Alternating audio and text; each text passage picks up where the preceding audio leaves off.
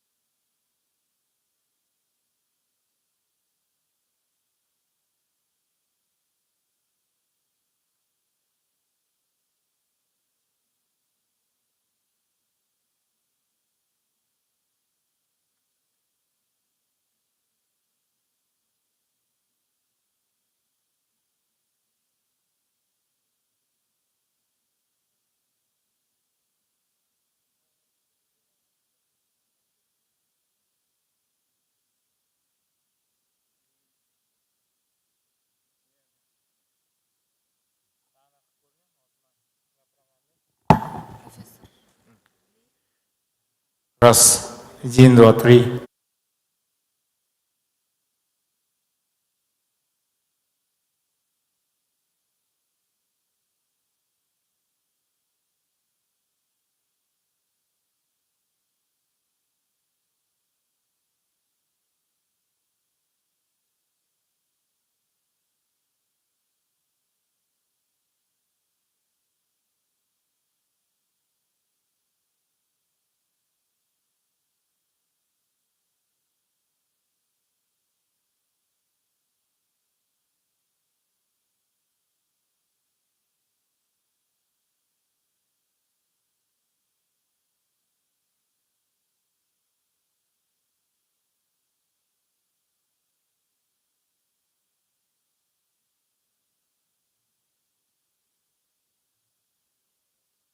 And also the Mr. Eric Livini, and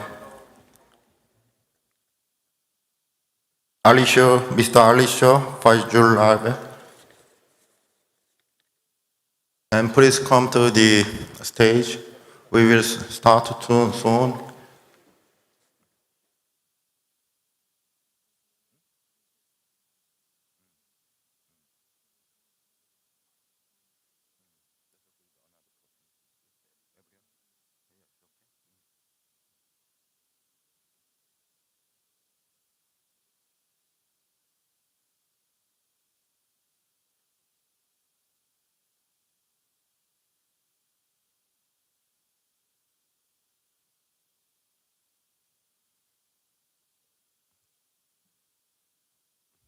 Good morning, ladies and gentlemen, and then all the participants. Today, we will open to the international conference Inha University in Tashkent, and then joined with the Jiang University in China, the Sixth Belt and Road Initiative. And also, this conference, the Inha University in Korea, Jeongseok Research Institute of the International Logistics and then Trade and Department also joined this conference. Therefore, today now we start about the international conference in Inha University in Tashkent. The theme is the logistic and other economic challenge in the post-pandemic eras. Please, first of all, before we starting, everyone please stand up. Please stand up. We start to. First of all, we make some Uzbekistan and Korea anthems.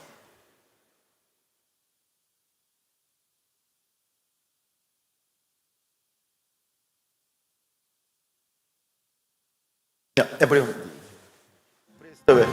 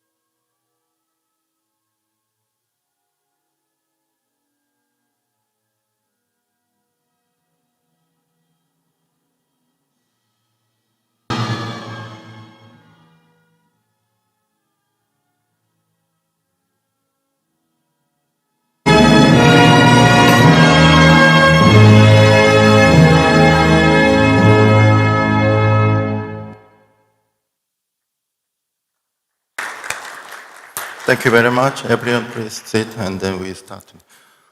Before starting the opening ceremony to the celebration remark, I just introduce myself. I'm honored to taking about this conference to make the moderator of today's agendas. My name is Kun Jung Lee. I'm the professor of the Department of Business and Logistics in Inha University in Tashkent. And then actually I'm the South Korea, the presidential committee members of the Northern Economic Cooperation. Actually I'm come from the study in the UK 10 years, and then also I work in the Kazakhstan, one of the university. I just came to here 1 year ago.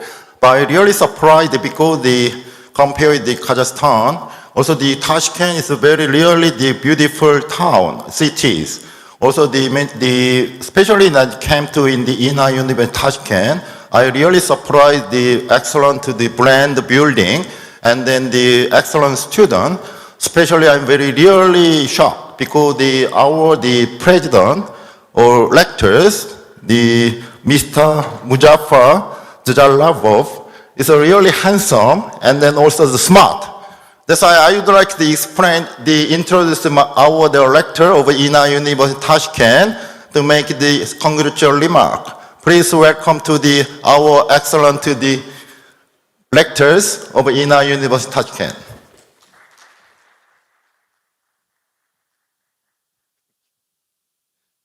Thank you very much, Professor Lee. I'm very honored and so touched by your words, and I'm a little bit worrying now. Still, I would like to say, first of all, thank you for our Honorable Minister of Transport of Uzbekistan, Mr.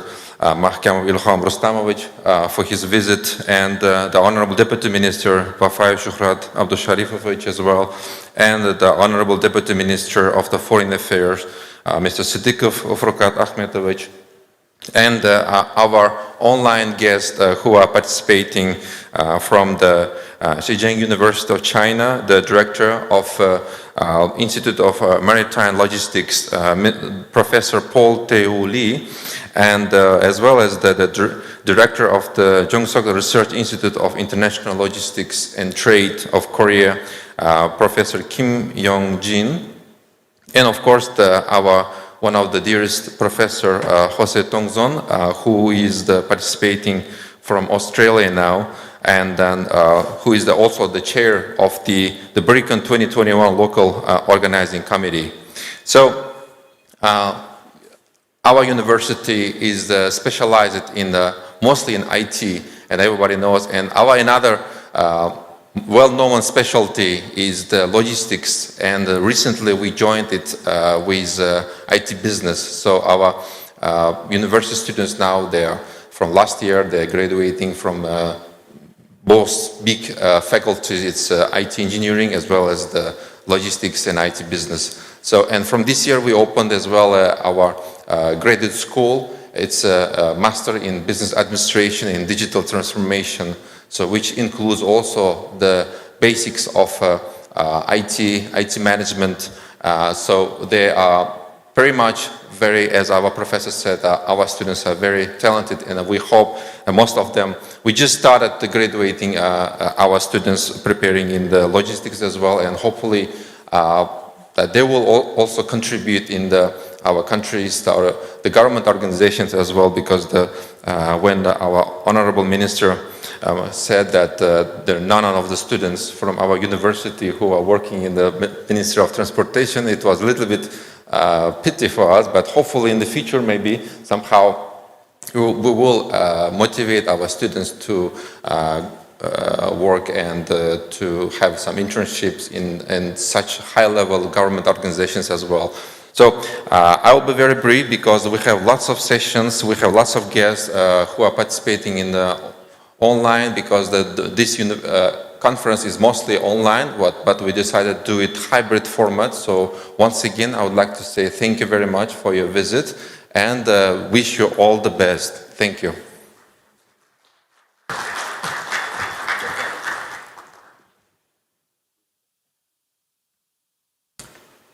Thank you very much, our director of the Inha University in Tashkent. Okay, the next one is the Minister of the Transport of the Republic of Uzbekistan, Chairman of JSC, Uzbekistan Airways, Mr. Ilham Makshakamov. Thank you.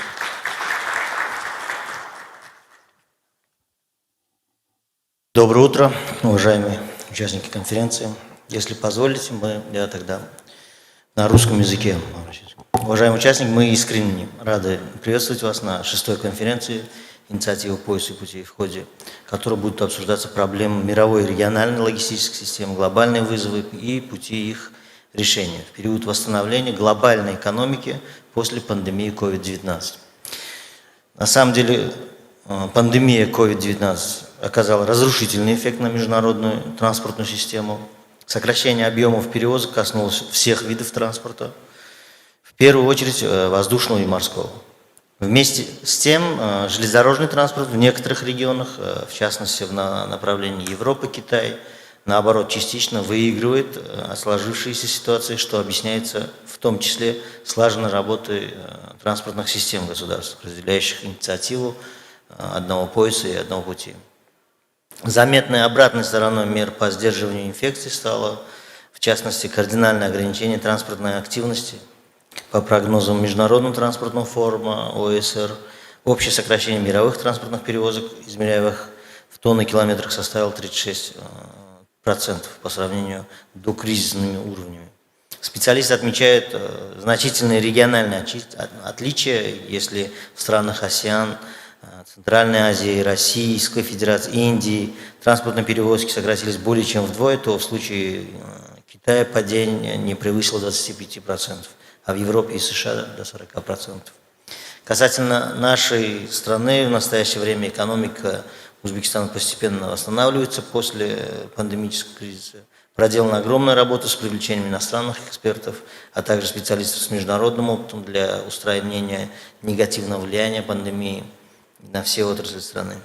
Транспортная отрасль республики сейчас проходит стадию трансформации, которая предусматривает внедрение современных принципов корпоративного управления, совершенствование и автоматизация бизнес-процессов, переход на новую организационную структуру, соответствующую современной международной практике, использование в своей деятельности передовых IT-систем и технологий, а также повышение уровня знаний своих специалистов в соответствии с современными стандартами. В связи с чем и было предложено уважаемому ректору, чтобы я слышал, в этом году первые выпускники, в прошлом году были системы логистики, поэтому мы приглашаем в транспортную отрасль, она сегодня уверенными шагами трансформируется, идет вперед, поэтому если выпускники и в процессе обучения, и после уже окончания обучения будут участвовать в трансформации с транспортным сектором, мы будем только благодарны и рады. Особое внимание уделяется восстановлению объемов перевозок на всех видах транспорта, а также в целях повышения мобильности населения разрабатываются механизмы расширения маршрутной сети, в том числе открытие новых направлений, как внутриреспубликанских, так и международных. Мы признательны всем спикерам данной конференции, несомненно являющимися профессионалами в своих отраслях, за участие. Мы уверены, что данное мероприятие будет весьма полезно и актуально для наших специалистов и позволит использовать полученные знания на благо развития как отдельных предприятий, так и транспортной отрасли республики в целом, так как транспортная интеграция – это одна из важнейших составляющих развития торговли и мировой экономики в целом, а также является ключевым аспектом культурного обмена между странами. Несомненно, данная конференция и подобные ей дискуссионные площадки необходимы сейчас для всех стран, объединенных инициативой одного пояса, одного пути, в том числе и для Узбекистана. С учетом его географического положения, обеспечивающего транзит транспортных потоков между Азией и Европой. На самом деле Республика Узбекистан инициирует сейчас несколько крупных проектов, которые в дальнейшем могут способствовать быть мостом между Азией и Европой. Это инициация строительства железной дороги через Киргизскую республику, соединяющую Китайскую Народную Республику. Это же такое же строительство через Афганистан, соединяющий Пакистан, Республику Узбекистан и в дальнейшем Запад. То есть интеграция в международные транспортные коридоры – это сейчас основная задача Республики Узбекистан.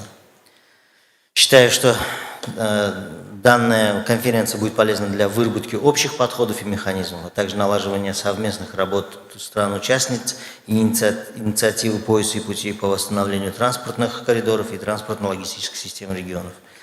В заключение я бы хотел еще раз поблагодарить университет Инха в Ташкенте, Океанический колледж, Чжэцзянский университет, научно-исследовательский институт международной логистики и торговли за организацию конференции на достойном уровне и пожелать всем участникам данной конференции плодотворной работы. Благодарю за внимание.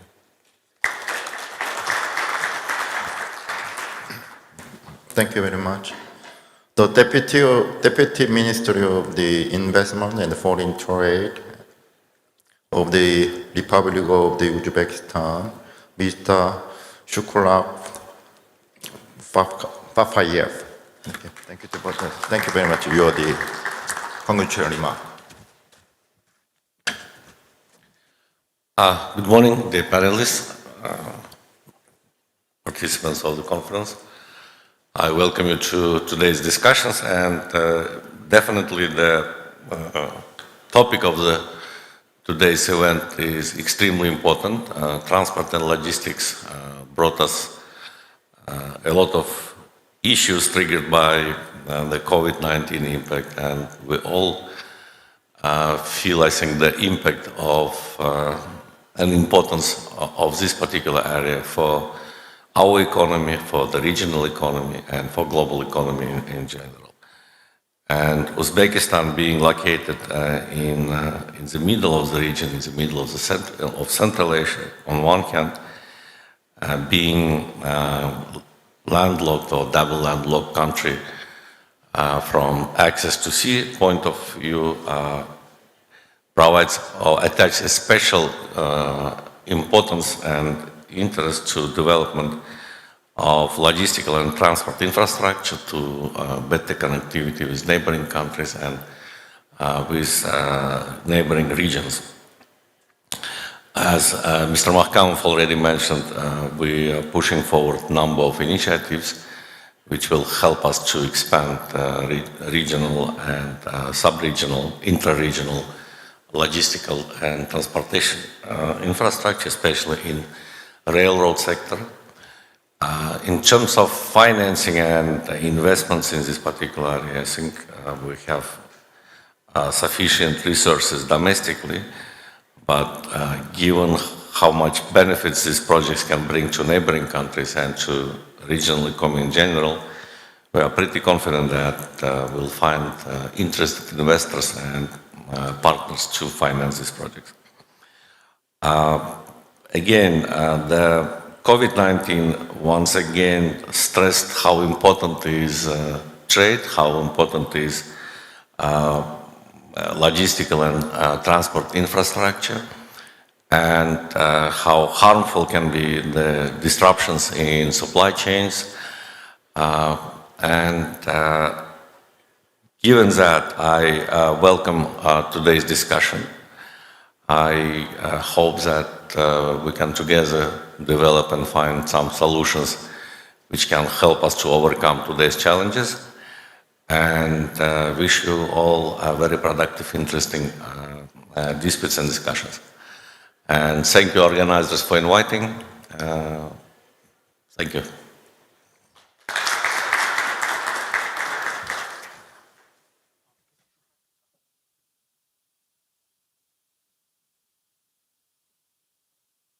Thank you very much, Mr.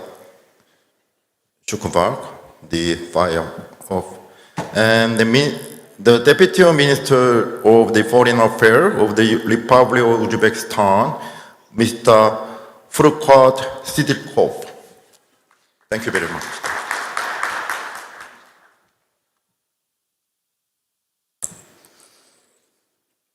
Dear colleagues, dear participants, Assalamu alaikum.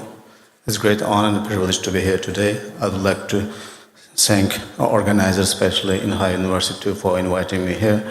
And the Foreign Office of Uzbekistan is very keen to enhance our cooperation with Inha University. And with your permission, I would like to speak in Uzbek. So, Hurmatli Muzaffar Muhamdinovich, Hurmatli Ilhom Ramatovich, Hurmatli Shuhrat Abdusharipovich va konferensiya ishtirokchilari, assalomu alaykum. Bugungi kunda dolzarb masalalardan biri bo'lgan mazkur muhim anjumanda muhtaram hamkasblarim, hamkor davlatlar hamda xalqaro tashkilotlar numayandalari, yetakchi olim va ekspertlar, mamlakatlarimizdagi diplomatik korpus vakillari bilan ko'rib turgandan g'oyat xursandman. O'zbekiston Respublikasi Prezidenti hurmatli Shavkat Mirziyoyev boshchiligidagi olib borilayotgan ochiq, pragmatik va chuqur o'ylangan tashqi siyosat strategiyasida dunyoning barcha mamlakatlari bilan, Xususan, hozirgi zamon xalqaro munosabatlarida va iqtisodiyotida o'rni tobora ortib borayotgan Osiyo Tinch okeani mintaqasi davlatlar bilan hamkorlikka alohida e'tibor berilmoqda.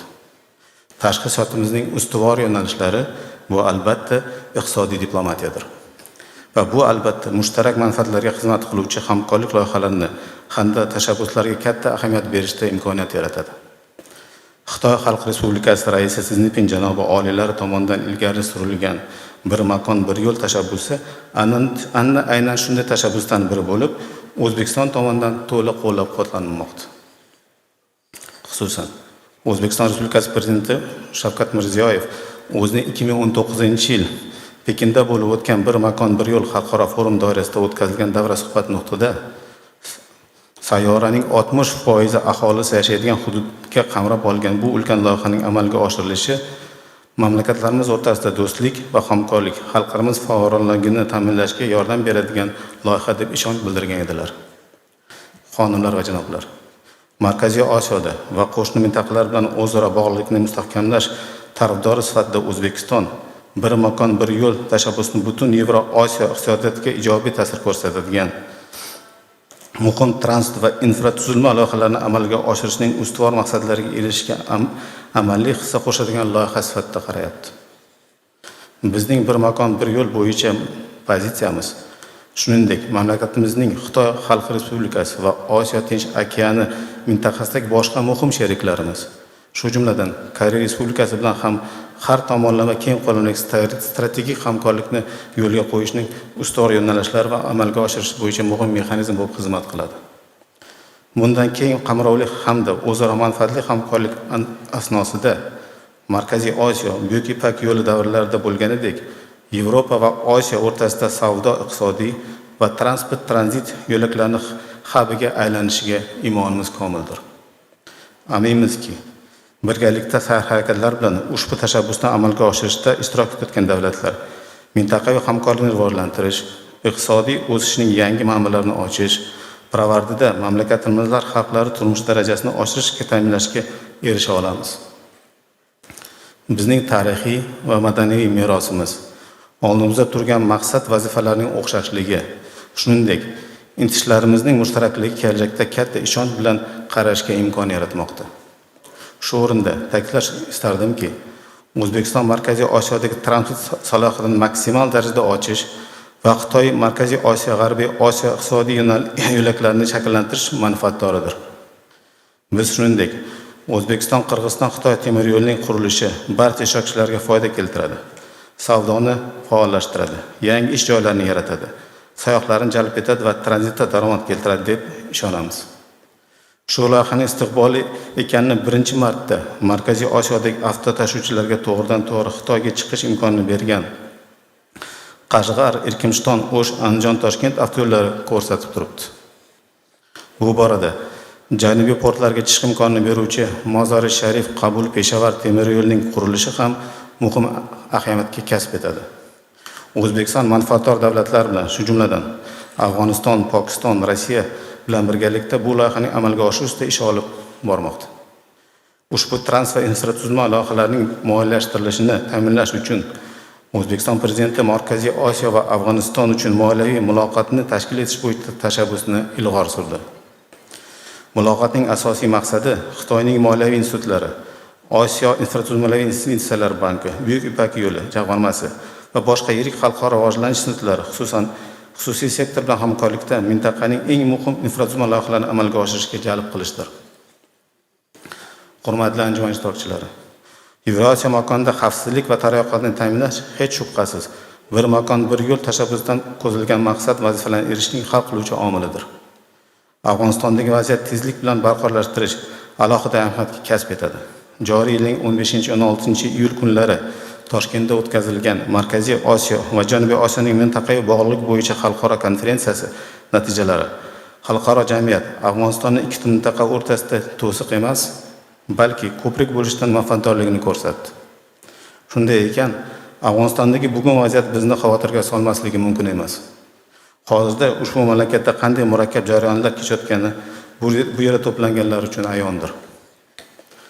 Bunday qiyin davrda Afg'oniston xalqini yakallab qo'yish, uni muammolar girdobiga tashlab qo'yish mumkin emas. Afg'onistonda tinchlik va osoyishtalikni o'rnatilishidan nafaqat biz, qo'shni mamlakatlar, balki butun dunyo manfaatdordir. O'zbekiston Afg'oniston Markaziy Osiyo mintaqasidagi xavfsizlik va taraqqiyot uchun faqatgina tahdid emas, balki yangi imkonlar ham manba sifatida ko'radi. Hozirgi kunda O'zbekiston Afg'oniston xalqiga gumanitar yordamni amalga oshirib kelmoqda. Mozari Sharifdagi havo aeroportini tiklash bo'yicha ishlarni boshlab yubordik. Asosiy maqsadimiz afg'on xalqiga shu qiyin davrlarda gumanitar yordam ko'rsatish va gumanitar inqirozning oldini olishdir. Xususan, O'zbekiston hozirgi kunda Shanxay Hamkorlik Tashkiloti raislik qilmoqda.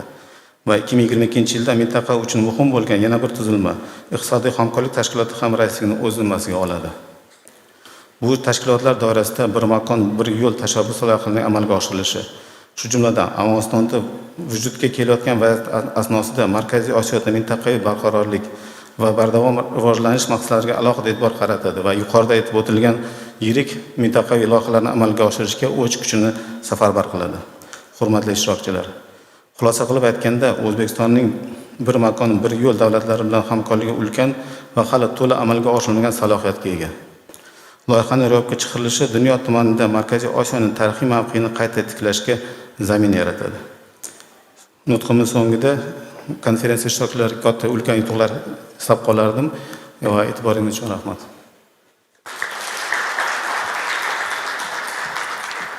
Thank you very much. Instead of the Inha University Tashkent, all the staff and all the faculty and then students of the Inha University Tashkent, I would like to express many thanks to all the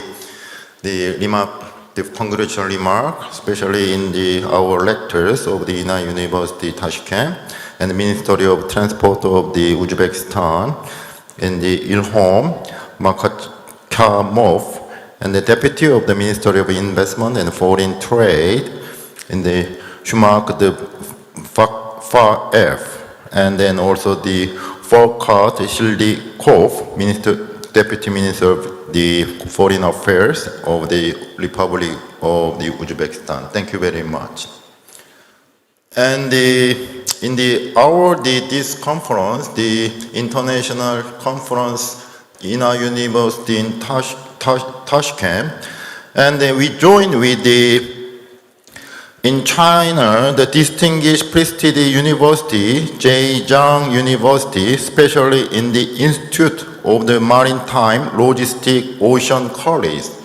And then the directors, and then Professor Paul Tae-woo Lee will make the congratulatory remark and then used by the online from the China. Professor Paul Tae-woo Lee, yes, you ready? I'm here. Thank you very much. May I share the screen? Yes. Yeah, we can see. Would you allow me to share screen? Thank you. Can you see my screen? Yeah, clear. Yeah, okay. Right, ladies and gentlemen, also rector and distinguished guests and ladies and gentlemen. Today is my great honor to address some congratulatory remarks for this amazing conference, which is held in the very distinguished university in Tashkent, Uzbekistan. Before I make a congratulatory remark, I'd like to introduce this organization very briefly. This conference was launched in December in 2016 at the RMIT University in Melbourne in collaboration with Johnson Research Institute of Inha University. At that time, we had a big conference to congratulate of these organizations. At that time, 86 participants signed MOU on International Collaboration Network Belt and Road Initiative. As you know well, Belt and Road Initiative is initiated by Chinese government in 2013. One belt is just following from China to the Europe by high-speed railway or railway systems. Another one road is from China to the East Asian and African and South America by maritime route. That is called Belt and Road Initiative, or another way, one belt and one road. Right? And then since then, 2016, we had a series of international conference. Second BRI conference, organized by Ocean College, Zhejiang University in China in December 2017. In the following year, third conference in RMIT Vietnam University. And the fourth conference was organized by Chulalongkorn University in Bangkok, in Thailand, in August 2019. Last year, fifth BRI conference by the Chartered Institute of Logistics and Transport, Sri Lanka, in December 2020. Today, we are here on offline and online. As you can see, this is my research team proposed 8 global logistic distribution centers along the Belt and the Road. This paper has been very recently published in Transport Policy last month. You can see one belt from China to Europe passing through the Uzbekistan. So if we start from China Highway Express from China to Kazakhstan, passing through Uzbekistan, Turkmenistan, Iran, Armenia, Turkey, Bulgaria, Serbia, Hungary, Austria, Germany. That is 12 countries are linked by high-speed railway, the express railway. It's a Chinese, it's a 中文班列. Another one is a northbound railway from Trans-Siberian Railway. So Uzbekistan is one of the important logistics center to link the connecting even cargoes from Korea, South Korea. Some container cargoes carried by ship from Busan or Incheon to Tianjin or the Qingdao or Rezhao by ship, and then from there is carried by train services through the Central Asia. That is why I understand IUT, Inha University, Tashkent in Uzbekistan is established a couple of years ago. And then you can see another LDC in the sea route side. Right? That is why our team has established the Global Research Network. That is why today we have this wonderful conference here to deal with global logistics problems along the Belt and Road. So this is, we proposed a big research agenda, but unfortunately, all Chinese colleagues and my friends from Korea couldn't attend that conference because of coronavirus. But that is very pity, right? And one day, we would like to visit your distinguished university, and we could have more collaborating time and discussions about the global research agenda. Okay, that is why recently BRI, this research network, has been expanded to Belt and Road Global Research Network in last month. And now 80 members from 30 countries along the Belt and Road, from Korea, Japan, and Singapore, and Uzbekistan, and China, Singapore, and etc., even including Africa, Middle East, and South Africa, and South America. But next year, I'm hoping the one institute in Middle East, in Dubai, will be hosting this conference January 2023, probably. We will announce it very soon. And then that is my brief.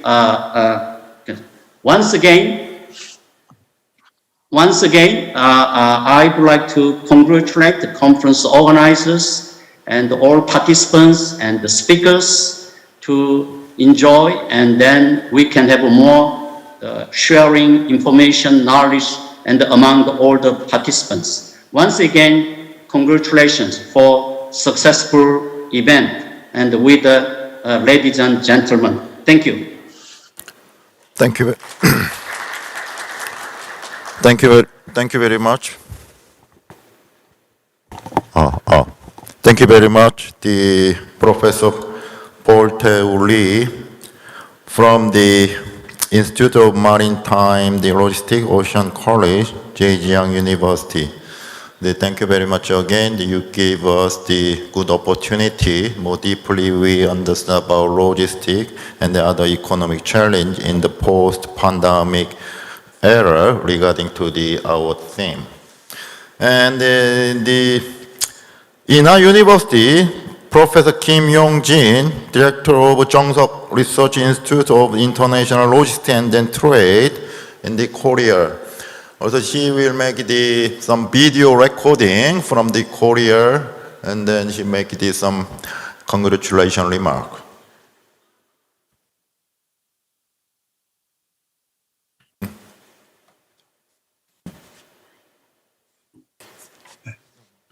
Good morning, everyone in Korea, Uzbekistan, and other countries. This is Yong-jin Kim, Director of the Jeongseok Research Institute of International Logistics and Trade in Inha University, Korea. Before we get started, I would like to express my sincere appreciation to all of you who helped us to make this event come together to become a success.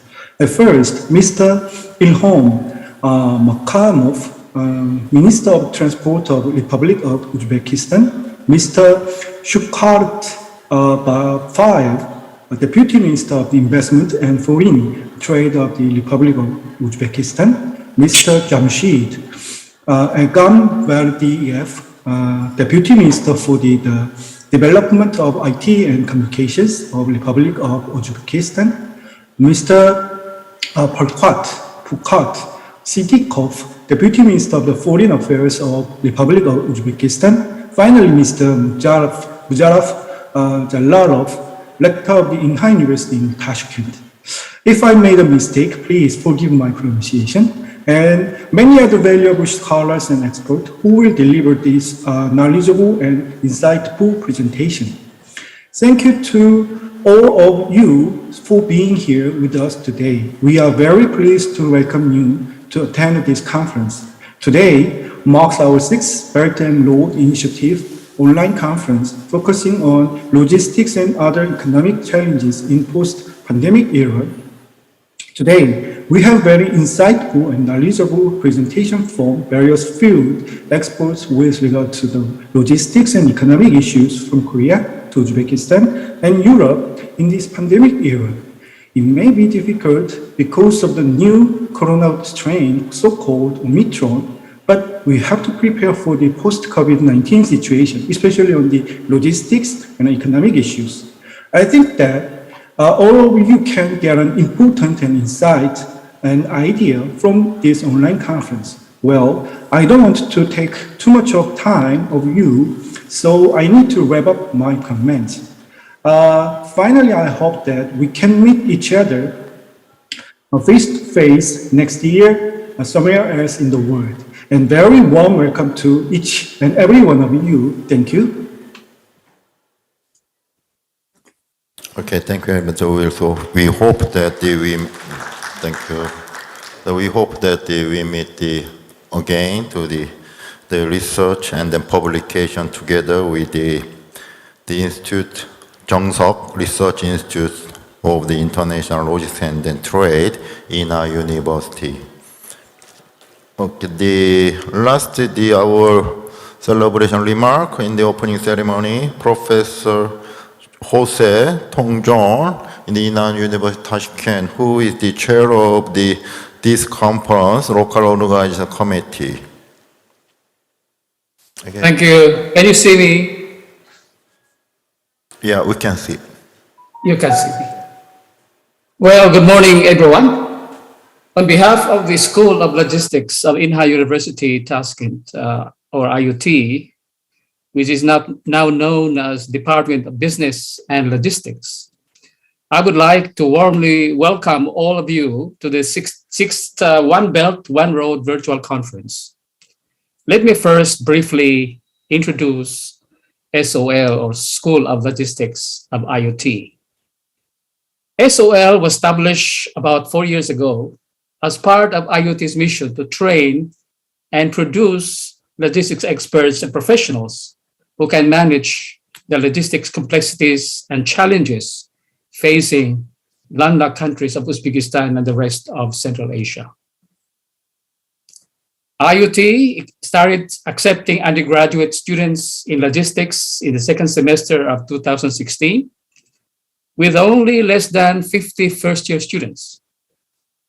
But over the years, its total number of logistics enrollees has been constantly growing, and now SOL is proud to have a total of almost 400 undergraduate students in logistics. And they are occupying all 4 levels of the undergraduate program in business administration and logistics. This year, IUT has also successfully opened and accepted the first batch of postgraduate students for the first time under the MBA program in digital transformation.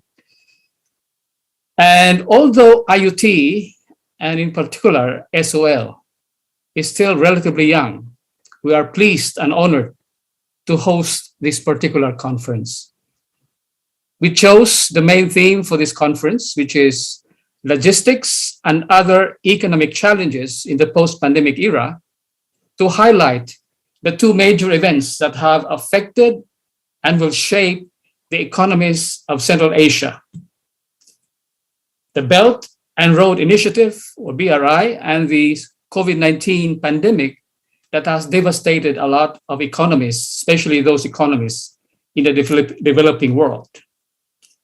The BRI and the pandemic will have far-reaching implications for trade, transport infrastructure, requirement of new transport policy framework, digitalization, and logistics in the Central Asian region.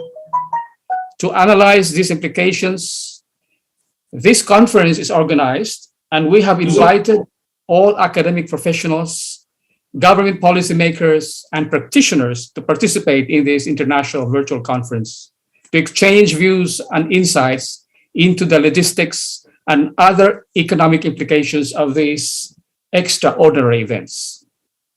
We are therefore looking forward to considering insightful ideas from our invited keynote speakers, from our panelists and paper presenters on the main theme of this conference. Thank you very much, and we're looking forward to your interesting ideas. Thank you.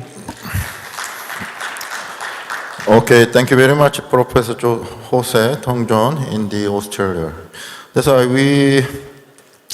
the Professor Paul Tae-woo Lee, the Director of Institute of Maritime Logistics, Ocean College, Zhejiang University in China, and the Director of the Zhengzhou Research Institution of the International Logistics and Trade in the Inha University, Korea, and in Tashkent, the Inha University in Tashkent, in our Department of Business and Logistics. They make it more cooperation, and then we go toward to the world-class level of the higher education. And then that's why we make this conference in the joint with the 16, the Belt and Road Initiative, and then the international conference in Inha University, Tashkent. So now we start to the The discussion about the section 1 is the Uzbekistan's post-pandemic economic and the investment environment, and with the professional and the distinguished researcher. And second, the section is Belt and Road Initiative in Central Asia and the road supply in China and the infrastructure in the post-pandemic eras. And then the third section is a research paper presentation and then discussion from the core papers to publish in our journal, the Jeongseok Research Institution of International Logistics and Trade. Therefore, everyone, thank you very much. And we start to section 1, Uzbekistan, the post-pandemic economic and the investment environment. Therefore, Kim Hung-seok, Mr. Kim Hung-seok from the General Director of the Korean Development Bank, Uzbekistan, and the Bekjod Dildas, Senior Economic Officer, ADB, Asian Development Bank, Uzbekistan, in the resident mission from the online, and then Eric Livini, the Associate Director of the Regional, the Lead Economist, the EBERD in the Europe, and then me, the Kun Jung-lee Professor of Inha University in Tashkent, and as a chair about this section, and we will now start to the discussion about Uzbekistan post-pandemic economic and the investment environment. First of all, please welcome to the General Director, KDB Bank, Uzbekistan, Mr. Kim Hung-seok.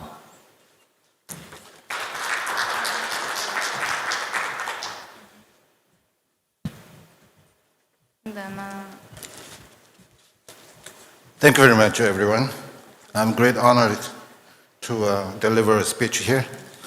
As the time given to me is 10 to 15 minutes, I'll go through very quickly with the slides I prepared. Good morning, and I came up with this title, which is an overview on financial markets and investment environment in Uzbekistan, because as I'm working in a banking industry, I thought, I'm always thinking that finance is one of the keys to drive the economic development in every country.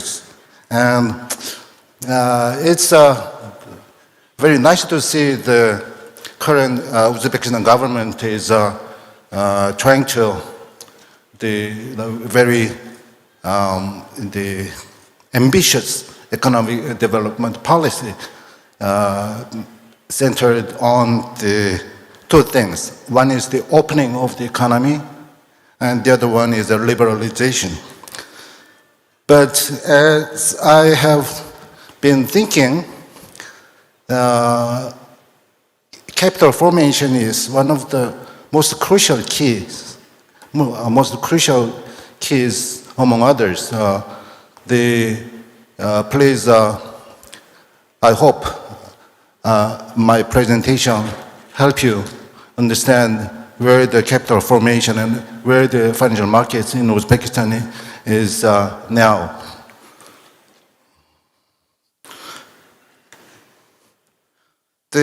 I'll quickly go through with this a lot of topics, but it's basically the brief overview. If you look at the banking industry here, we have 32 commercial banks in this country. Among them, 12 commercial banks are state-owned. And the total asset size of all banking industries amounts to $38.2 billion US dollars. Out of that, 82% of the total asset was comprised of state-owned banks. So it's heavily depending on the state-owned banks' the support to develop the economy. And equity, if you look at the equity size, it's also more than 80% is comprised of state-owned banks. Just for your information, at the moment, the monetary policy of CBO is the base rate is 14%, and obligatory reserve rate for the commercial banks is for the local currency, it's 4%, but for the foreign currency, it's 18%. If you look at how they are operated, the predominant portion of their loans are to corporate clients. And individual loans are only amounting to less than 20%. Like that. Their funding sources are heavily depending on the borrowings rather than deposits. So I understand, if I'm not wrong, the government is trying every effort to introduce the foreign capital, but it's a good policy, but at the same time, it should be also highlighted that the domestic capital formation is also important, given that we see the deposit comprises only 30% of the total funding of the commercial banks, which should be, I would say, amount to more than 50%, 60% of the total funding of the commercial banks. The corporate deposit is also important, but the retail deposit from the general public is what I like to put emphasis on more than anything. Profitability looks very good as long as they are showing the over 2% of ROA and over 12% of ROE.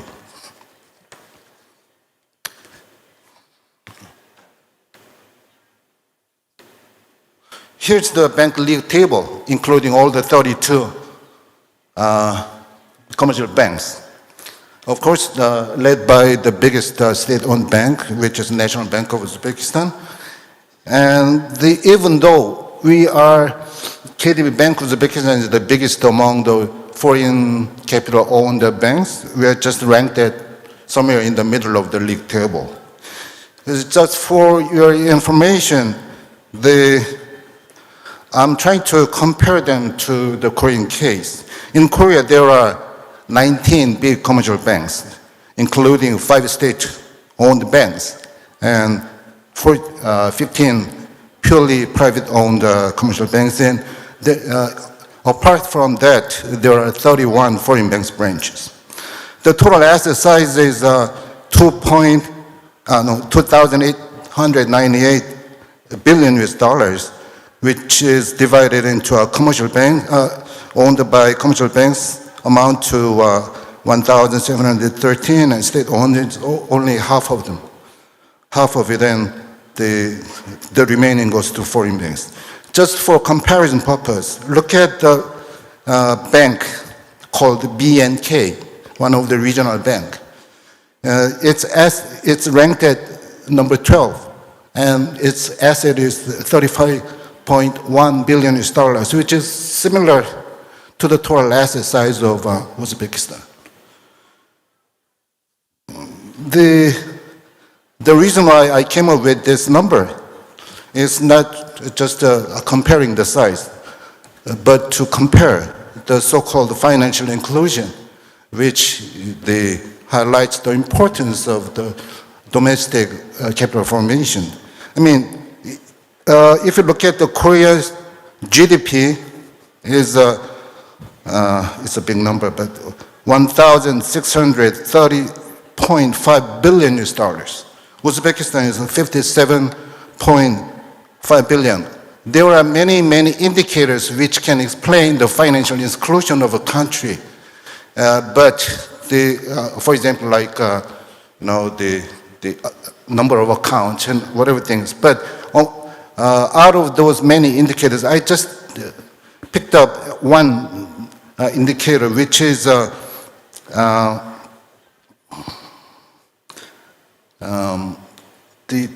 bank's total asset size divided by the GDP. If you look at the Korea's number, it's 1.8.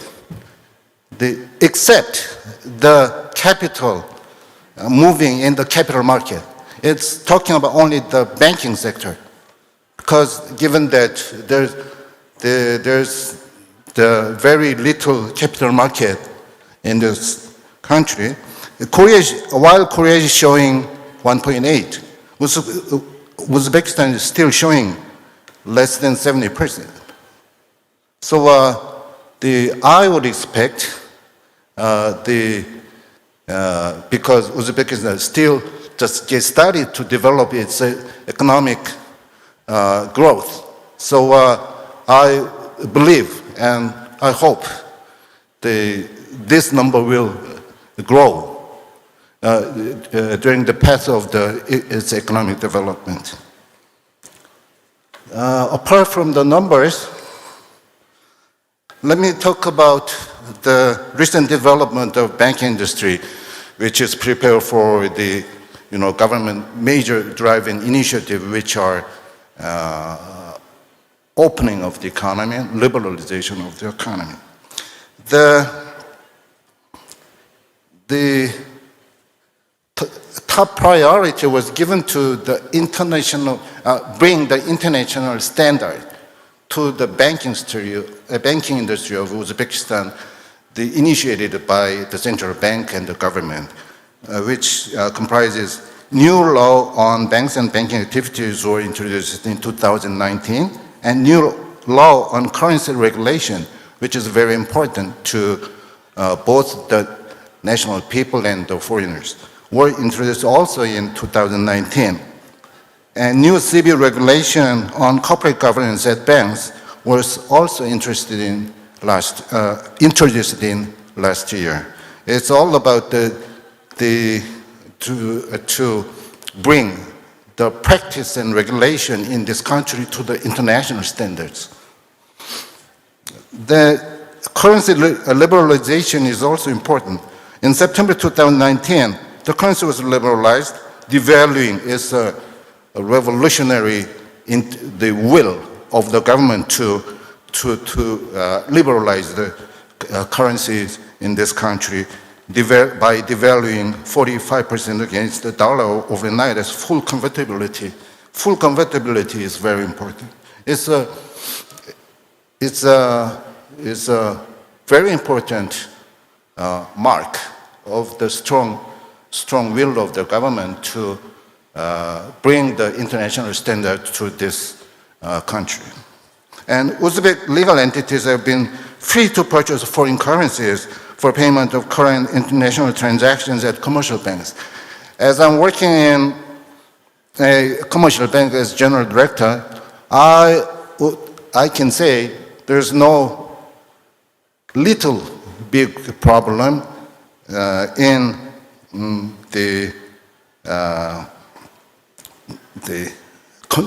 converting the domestic currency to foreign currency and the other way too. And another recent development, major plans to improve banking industry includes transformation into the international standards, like for example, governance, IFRS, and credit rating system, and everything. And also, importantly, privatization is also going on. The government declared that 9 state-owned banks will be privatized until 2025 with the support of international financial institutions such as IFC and EBRD and ADB. And NBU, Agrobank, and Microcredit Bank will remain state-owned. 2 minutes, okay. Okay, then there's little things because it's just beginning of the capital market in Uzbekistan. So as you see, the total, even though there's a stock exchange, there's a trade volume of only less than $1 million.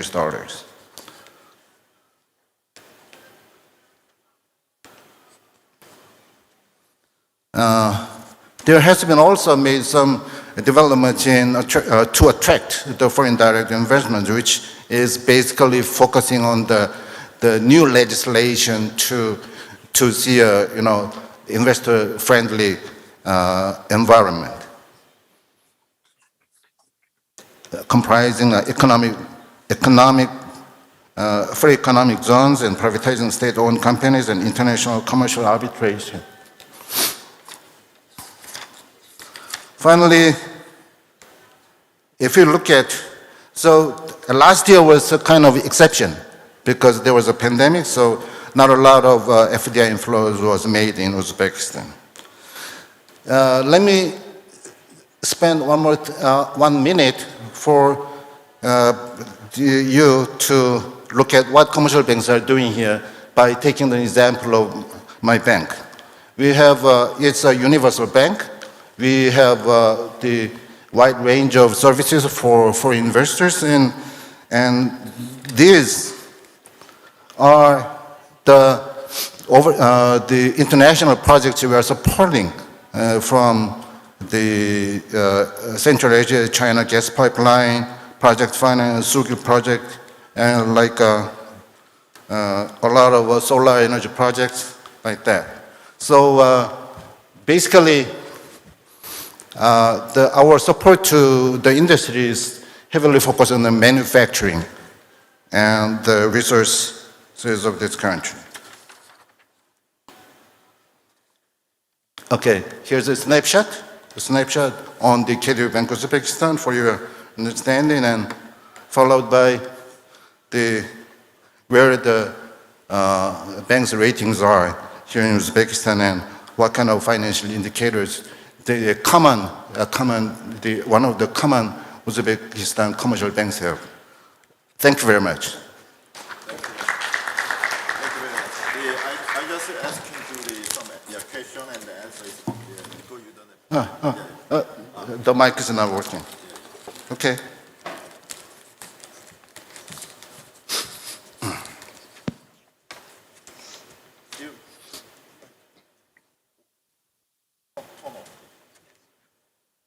Thank you. Okay, you can use this. Yeah, especially the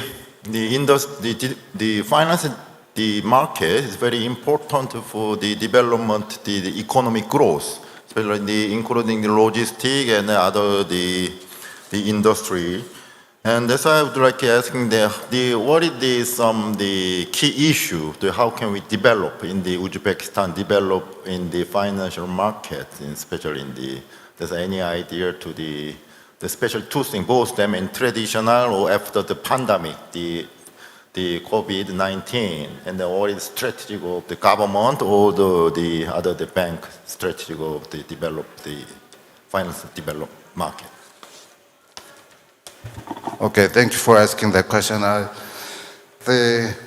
personally think Uzbekistan is exactly arrived at the point of time which is 40 years back in Korea, where it was also trying to develop its economy. I think you talked about the financial market and capital market, but financial market cannot be grown without capital, by definition. So as I said, capital formation is very important. So I'd like to answer your question by taking some examples of examples that the Korean government adopted 40 years back then. It was the same kind of situation. Korea was also heavily depending on the overseas capital, foreign capital. But once they recognized the importance of the domestic capital, they encouraged people by adopting a lot of incentives and policies. Like, for example, they provided very much preferential interest rate for the depositors who sign up, so-called, I don't know how to express this, but it's directly translated. It's an individual wealth formation deposit. If the market deposit rate was like 12%, they offer 20%. So every salaryman, once they sign up, 25% or 30% of his salary is directly going to the deposit. it really helped both the country and the individual to form their capital. And second one is, they were very creative. There was the huge problem of housing. The Korean government tried to provide the apartment houses, but always demand was a lot more than the supply. So they introduced the so-called housing bond. Once, if one person wants to apply for the apartment unit and buy, they had to buy the public bond, which is roughly 30% of the apartment price. So they could effectively gather the formation to extend another project. Like that, then, of course, every year, the president, they encouraged by reward, giving the awards to the national presence, from the students to the salaryman, best depositor. So that kind of examples can be my answer to your question, if you allow. Thank you very much. Thank you. Okay, thank you very much. The general directors, the Kim Hung-sang, the KDB Bank, Uzbekistan. As KDB is the Korean Development Bank, is the #1 bank in the Korea, the largest side of the asset. And so I thank you very much your speech, and we understand about how can develop in the financial market and the capital market in the Uzbekistan to the support to any industry.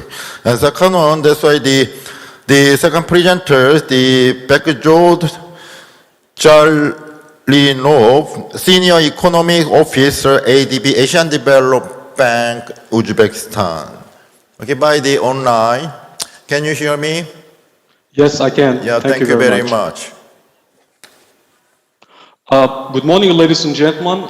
First of all, I would like to express our gratitude to the organizers of this current event for giving us an opportunity to highlight a couple of very important trends in the development of Uzbekistan, so-called in the area of post-COVID or post-pandemic. Within this speech, I would like to draw your attention to two important points and, let's say, new trends that I would call you to follow for the next at least 10 or 15 years here in Uzbekistan. That's our view. That would be potential development path of the country. The first one is that's a transition to green economy by Uzbekistan. And the second topic would be Uzbekistan's policy towards more regional integration and cooperation. So let me start with the green economies topic.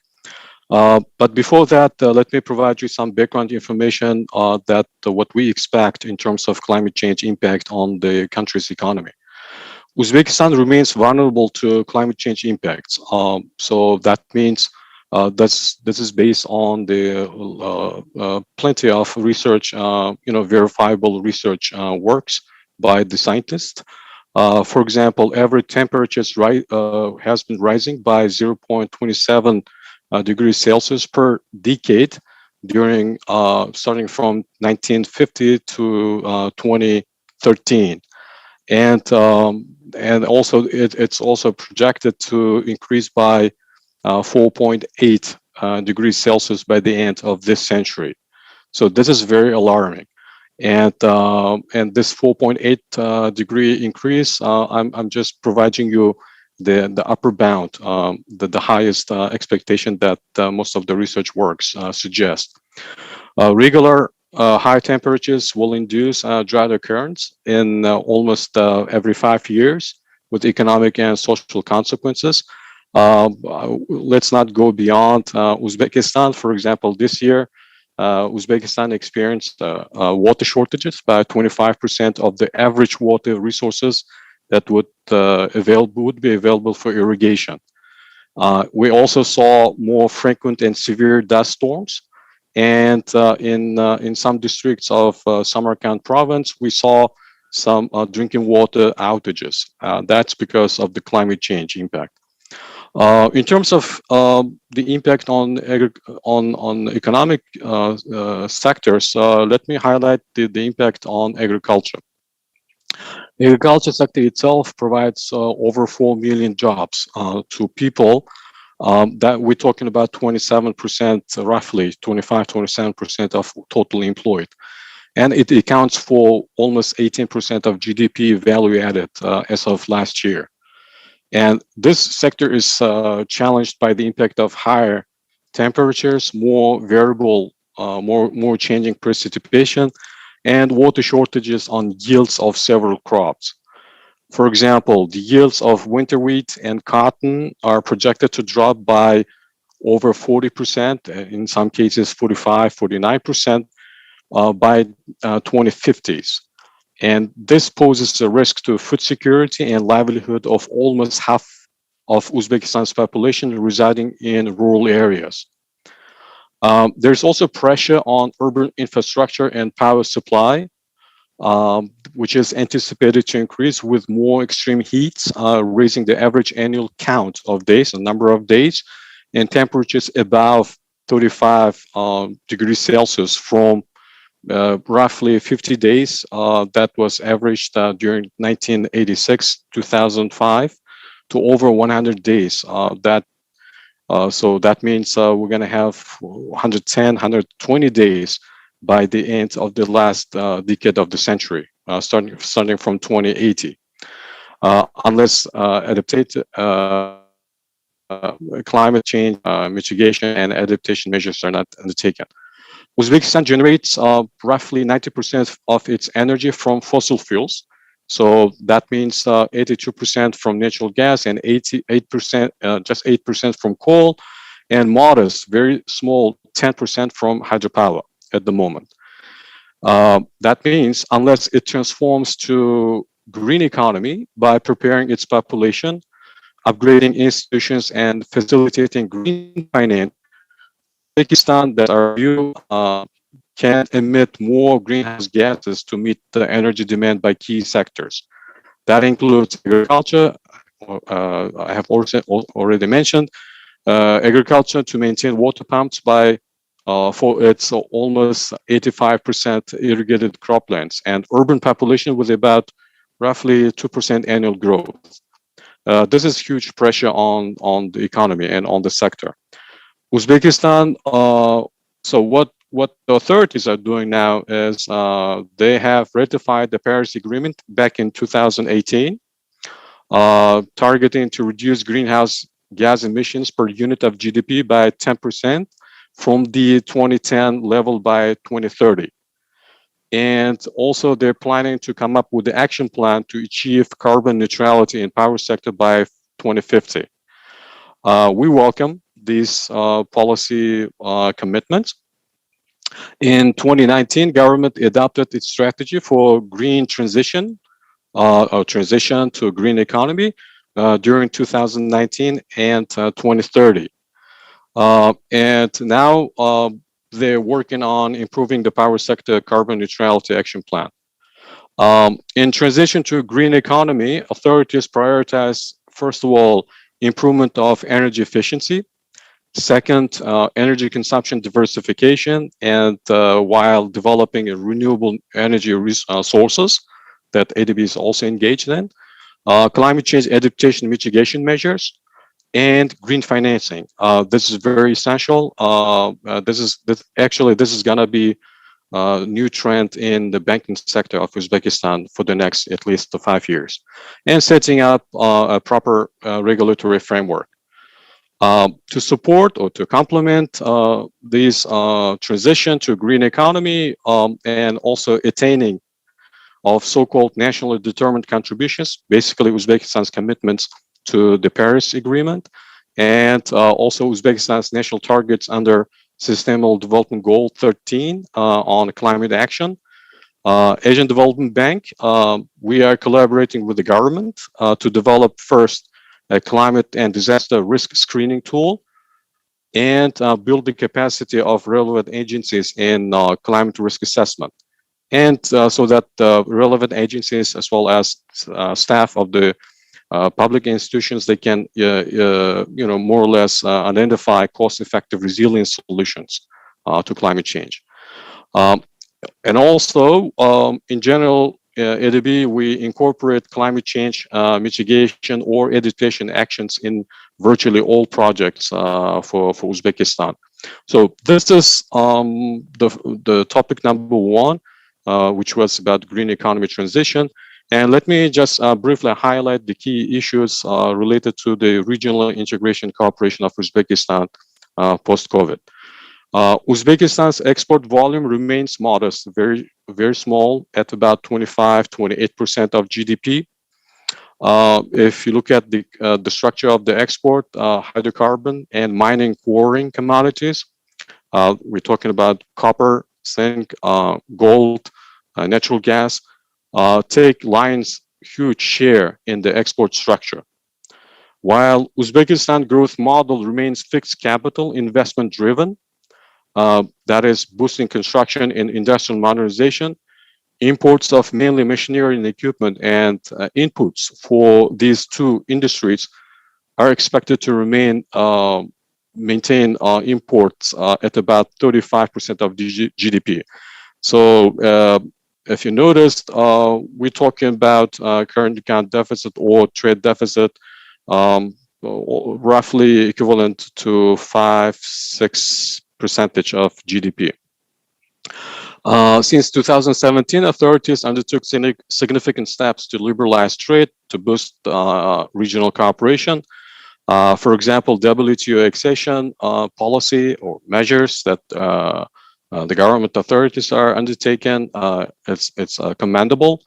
And also regional integration policies are driven and they are considered as a priority policies in relationship with the other countries. ADB, we support Uzbekistan with the capacity development of relevant state agencies in aligning sanitary and phytosanitary measures with international standards, and also, or at least with Uzbekistan's agriculture products main importers.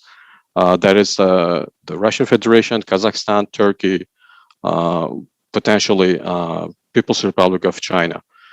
Our support also includes analytical studies of assessing implications of regional cooperation under ADB-led Central Asian Regional Cooperation Corridor Program, or CARC, and other initiatives. So once again, those two topics are broad topics, of course, but what we see is in the near future, once again, I would like to stress that green financing, transition to green economy, and also preparedness to meet the challenges and other countries, the policies towards exports of Uzbekistan would be the key policy agenda for the authorities.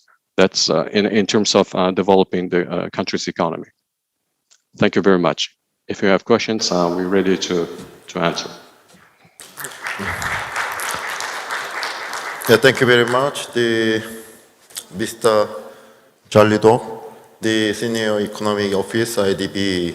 Okay, you explain about the Uzbekistan in the general, the economics, what the Uzbekistan should make the more efficiently make some produce. That's number one. You say to the energy efficiency is very important. Second one is you also nowadays farmers, they make the more increase about the export and they use then the third one is the important thing in the climate change from the problems. Therefore, I would like to ask you, actually nowadays all country, the issue is the climate change and attractive all the worldwide attention. That's why this problem is widely thought to be caused by the excessive emission of the greenhouse gas. The Eurasia countries have been particularly affected by the climate change. Therefore, the finance development has been deemed to be the essential factors influence carbon emission. But the specific effect generated by the finance development is still disputed. That's why, do you have any idea, in the case of Uzbekistan, how can make the greenhouse gas emission to the challenge factor, including policy design, energy price, and then more recently in the coronavirus 19, and they relate about the financial market to decrease about the GSGS, and then also change about the climate change. Thank you very much. This is very essential question, and also this calls basically virtually all IFIs, including ADB, to focus on. That is to make sure that the so-called developing country member gets all support, not only financial support, but also knowledge and policy dialogue in addressing the greenhouse gas emission in the economy. We have to be very cautious in a way that, we understand that the authorities, they have adopted this green transition strategy, which is nice and very robust. But on the other hand, taking into consideration the share of hydrocarbons in the economy, and also since Uzbekistan is going through the transition, i.e., reforming for example, the prices of hydrocarbons, or natural gas and other energy prices, the transition needs to be carefully crafted in a way that it should not impact adversely the social aspects of, for example, SOEs, the employees, and also the livelihood of ordinary people through the price mechanism. Any hike in the tariffs of energy, it is already causing the cost inducing or cost pushing inflation in the country. So any policy related to the green transition must be very carefully, coherently managed. That requires institutional coordination among Minister of Economy, Economic Development, Poverty Reduction, Minister of Finance, Minister of Energy, and et cetera, et cetera. So this is one aspect. In terms of how this green growth, the greenhouse gas emission can be reduced or mitigated, what we are doing to Uzbekistan is, first of all, we support the transition or implementation of the strategy, and also in each operation, when we program our pipeline, we have certain targets in terms of, we call it operation priority, to look at the climate change aspects or climate change policy of that particular sector of the economy that is receiving our soft loans. For example, in energy sector, what we do is we provide so-called partial credit guarantee to renewable or private investors to ensure that in the long run, the government's or Uzbekistan's target to achieve roughly 25% or 30% of the power generation should come from renewables. So this is one approach that we're undertaking to Uzbekistan. You're right in terms of supporting the private sector, especially SMEs, through the commercial banks. How exactly we can do to make sure that the investments, or each dollar in coin invested in small business or private sector, also looks at the climate change issues. One way of doing that would be we have certain standards or guidelines to the commercial banks so that they can follow in terms of greening their investments. That entails, selecting the proper bankable loan proposals from the borrowers, from the potential clients. In terms of, for example, bringing or upgrading the technology in the production in line with green agenda. This is one way. Even I would go beyond that, although ADB is not leading yet in Uzbekistan in that area, in trade financing. This is another important role that IFS can support the financial sector, banking sector of Uzbekistan in greening the technologies. Yeah, Thank you. thank you very much indeed. And then also the associate director, the regional lead, the economist, the European EBRD, the Mr. Eric Livni. Okay, thank you very much. You wait a long time in the speech.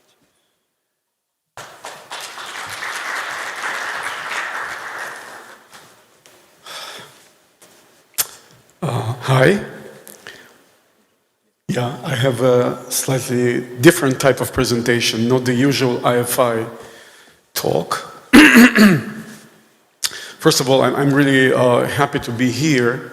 Let me say that EBRD typically has its lead economist not in Uzbekistan.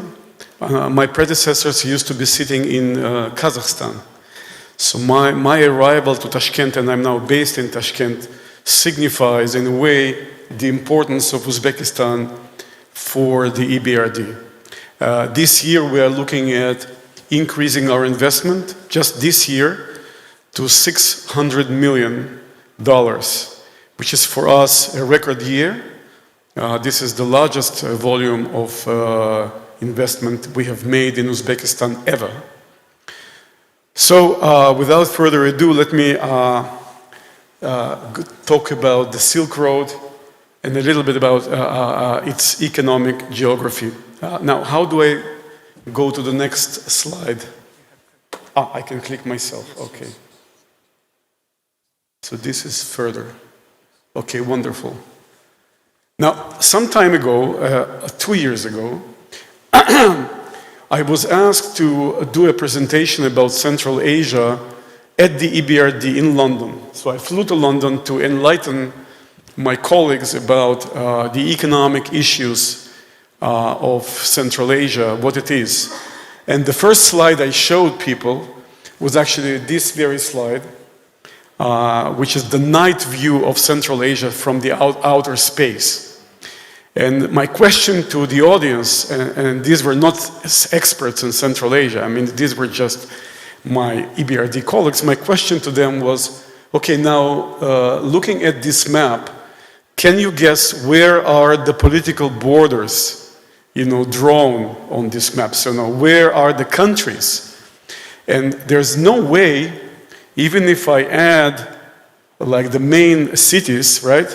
Even if I add the names of the 5 capitals to the slide, it's still very difficult to understand, where would the political borders be in this situation? Because you can see that there is something going up in the north, right? There is something in the north, but it's not clear whether this is Russia, Kazakhstan.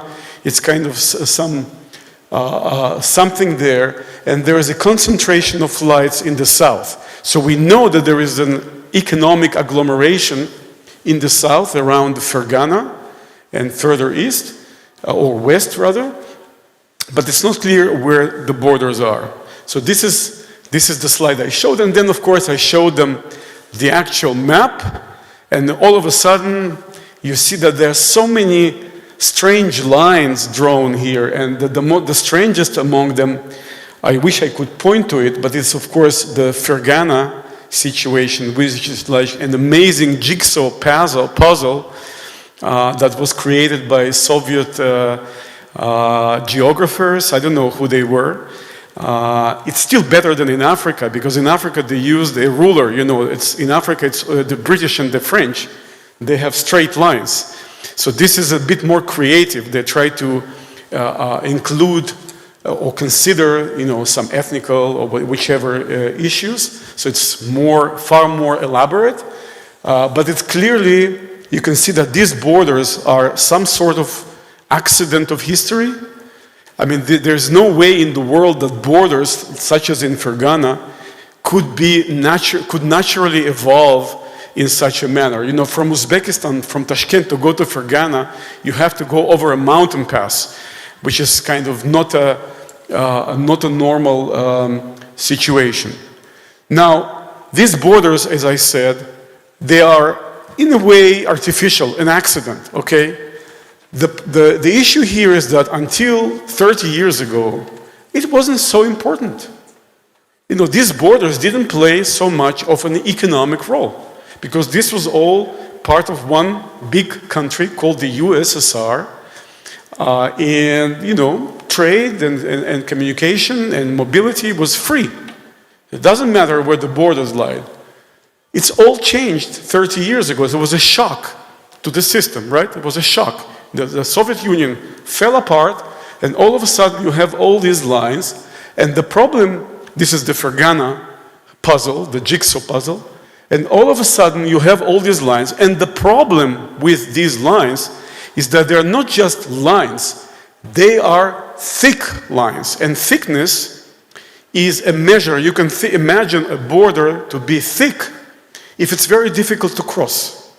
So if there are very complicated procedures, you know, if you have, like in this slide, if you have long lines of trucks and buses, right?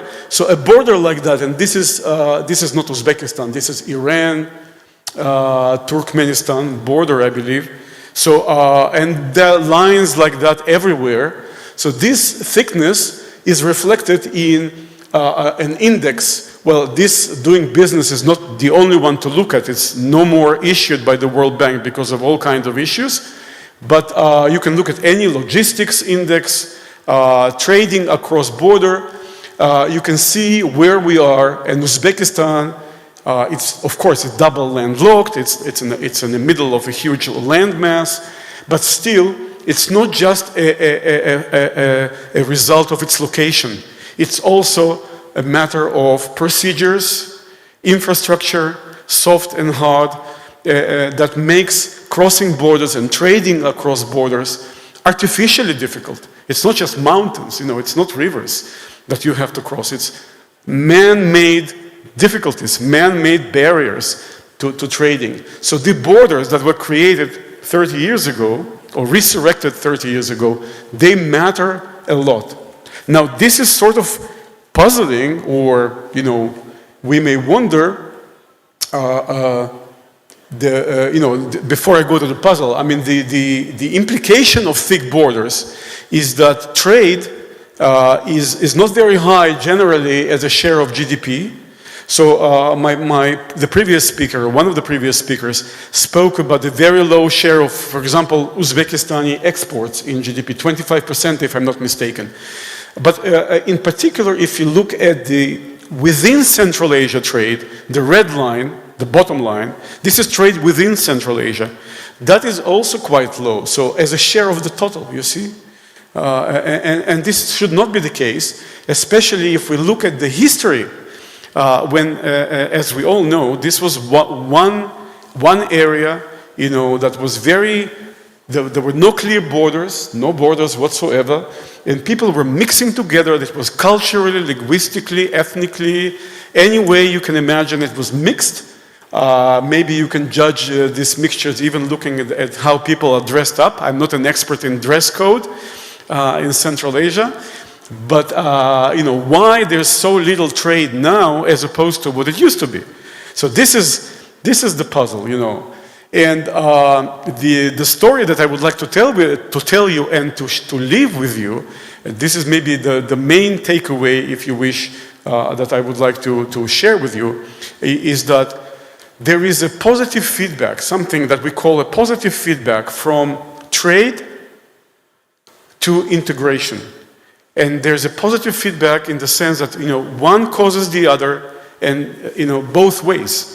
So back in the centuries, before the middle of the 15th century until the end of the Silk Road, you know, we always think of the empires as enforcers of law and order, building infrastructure, making sure that people have, safety on the Silk Road. So the empires, whichever, historically, they provided this sort of, order, security.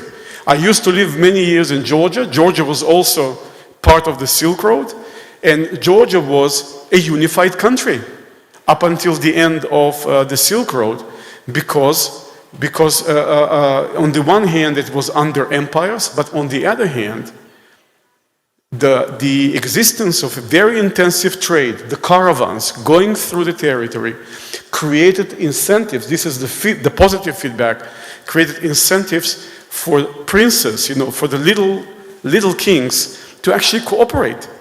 Because if they didn't cooperate, if they created barriers between them, the caravans would not go through any one of their principalities. The caravans would go bypass, take another route, because they don't want to cross borders, and there's flexibility. People can choose where to go. So in that sense, if there is trade creates incentives for integration. And integration creates opportunities for trade.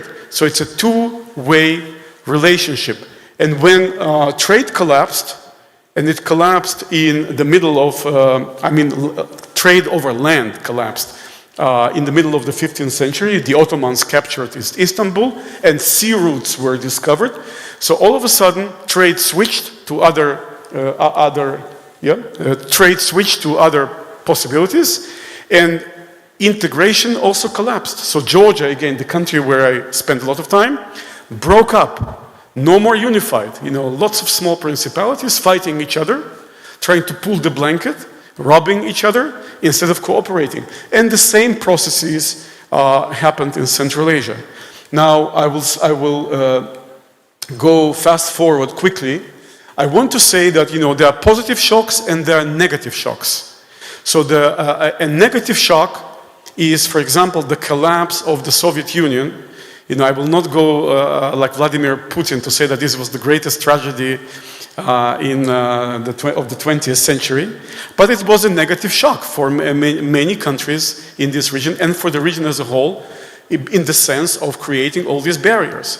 That was a negative one. Now, I'm thinking of Uzbekistan opening up, and events like the pandemic happening now, and even the climate change situation, as events or political and maybe health related and whatnot, that can trigger a reverse trend. Instead of disintegrating, I think we are looking at integrating. And Uzbekistan, in some sense, is a driving force. Until 2017, as the government speakers just an hour ago were telling us, Uzbekistan was not open. It wasn't trading, even though it's a very central piece of Central Asia. It's a very central piece for Eurasia as such. So with Uzbekistan rejoining and having not only the location, but also the labor force, it has the traditions to engage in global value chains. And you can look at the chart on the right, you see that Uzbekistan, this is intra-regional trade. The green part is Uzbekistan on the right.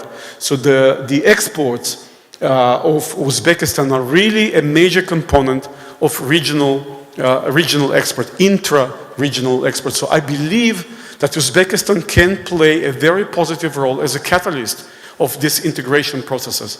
And because there is a positive feedback loop, let me re-emphasize that, because there is a positive feedback loop, this process will essentially, take off.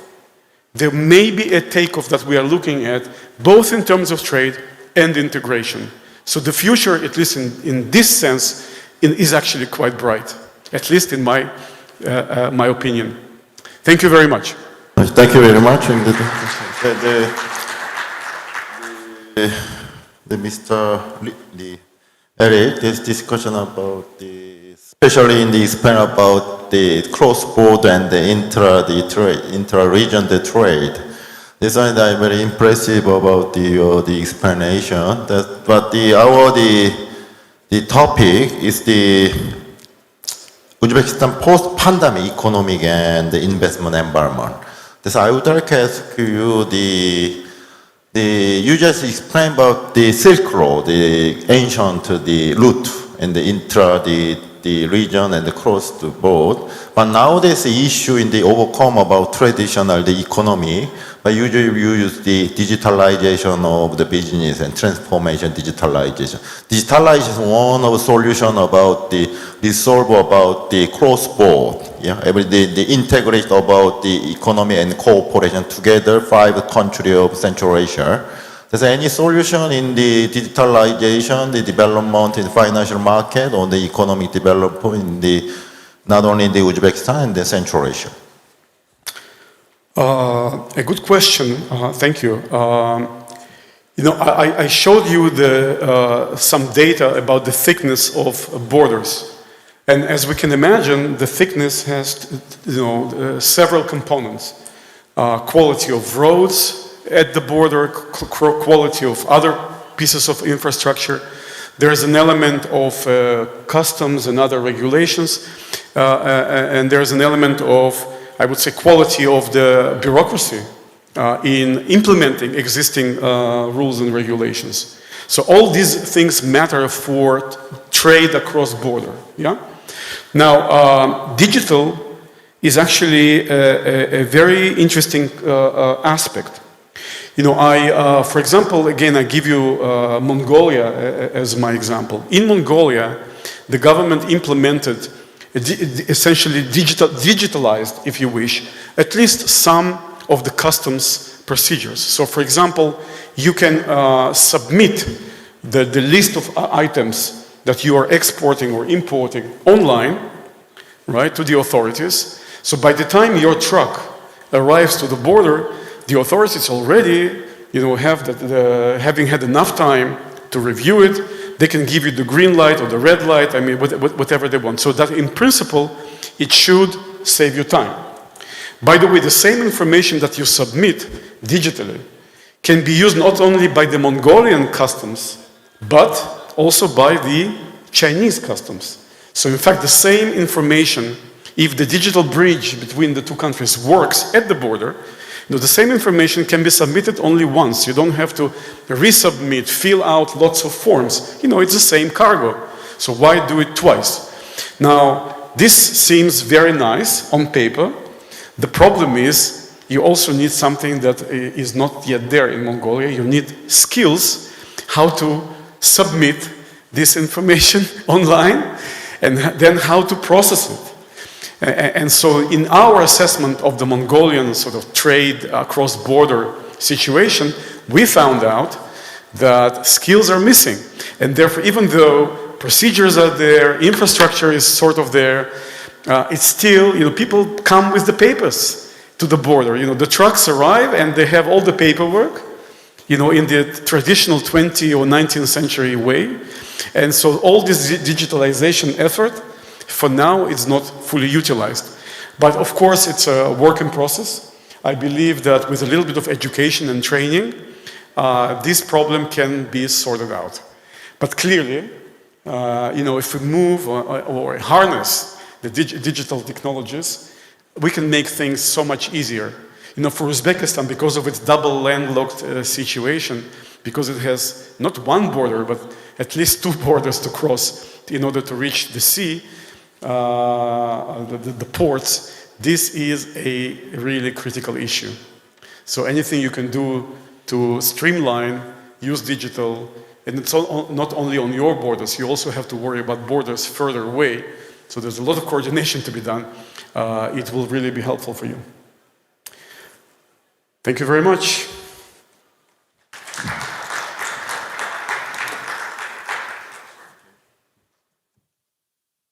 Okay, thank you very much, Mr. Eric, the Livini, the Associate Director of the Regional Lead, the Economist in the EBRD. Okay, we now left the 10 minutes. So I would like to explain of the. Can you show my PowerPoint today?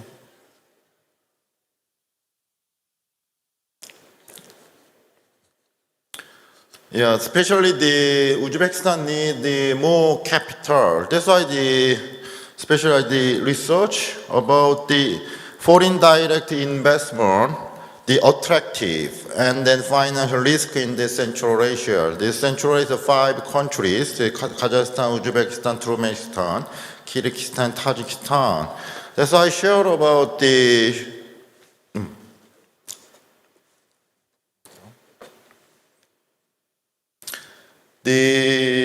topics cover the presentation: foreign direct investment inflow factor affecting investment decision in Central Asia, and the factor constraining the investment attractive of the Central Asia region, and then negatively affecting the investors' decision in the investment in Central Asia, the 5 countries, and the economic impact of COVID-19 in the Central Asia.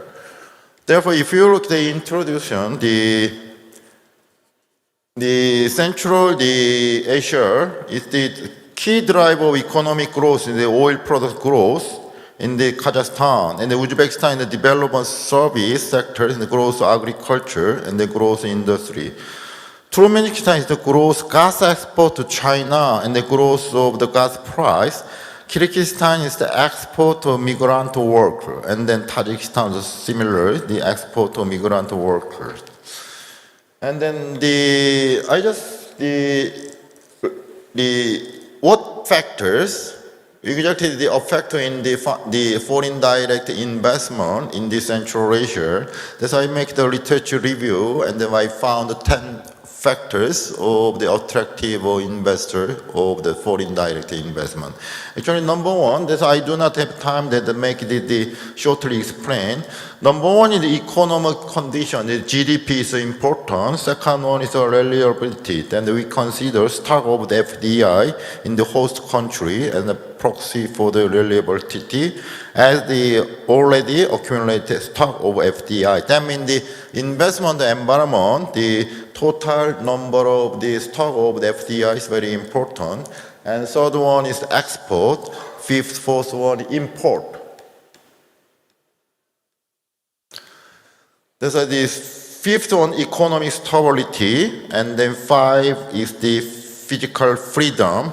We say the tax, the freedom. And then the 6th one is economic freedom. That's why economic freedom is the fundamental right of every human to the control his or her labor and the properties. And then the 7 is the market size. A small size of market in the developing country is associated with the non-market seeking FDI activity. And another one is a labor force. We already know the total labor force comprises people age 15 to 64 who is economically active population employed in the countries. And 9 for the very important infrastructure. The presenter explained about the infrastructure, especially in the logistics. And the 10 of trade opening is very important. There's an export possibility and across the other international market determine the trade openings of the country. That's why I make some data from the 1996-92. This one actually in 2019. During the 21 years, I make some economic model. The economic model used the 2 different models. One is ORS and the ordinary risk scale in the model. Second one is the 2-stage risk scale model to use the fixed effect in model used by the 10 factors. And this one is the ORS model. I just put the explain.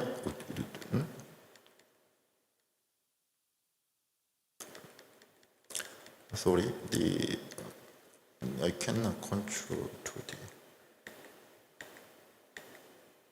Huh?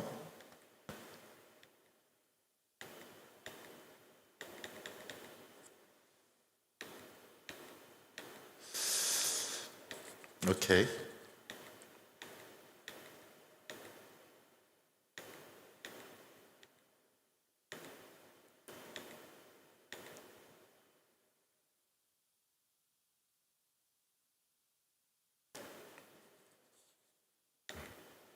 Okay, just explain about the showcase. Just 4 minutes left.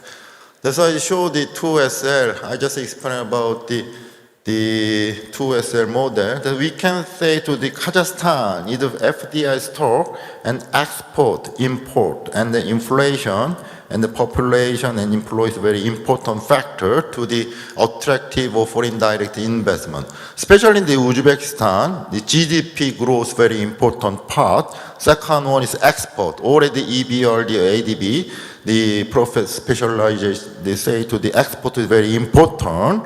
And then last one is the trade openness. That's why the Kazakhstan, the Uzbekistan wanted to make it more, make it attractive foreign direct investment, more promote to the trade openness. That's why if you look the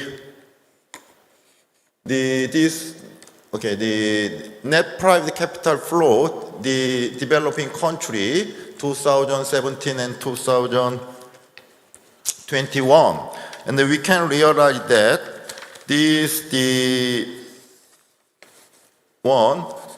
I just explained to what is the problem.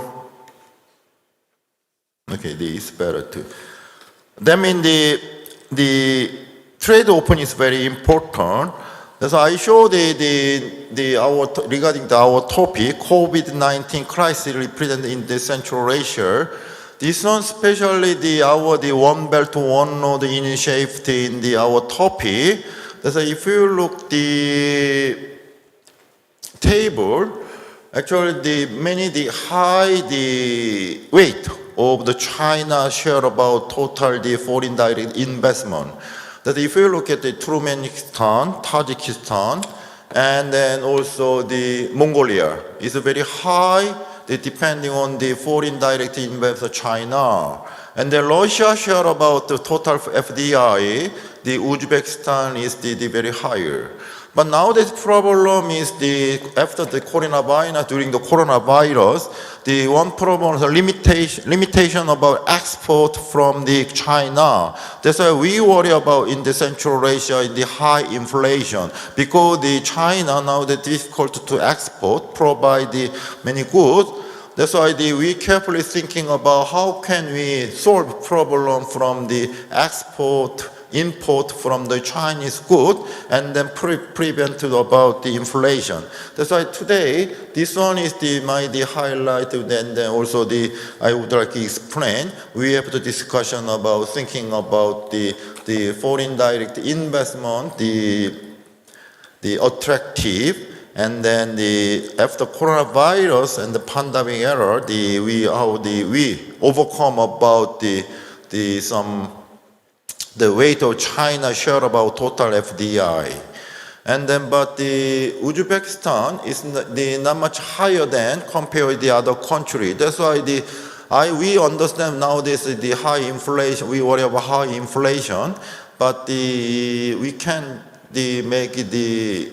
solve this problem already. The ADB and EBR, the other specialized KDB, we discussion about these problems.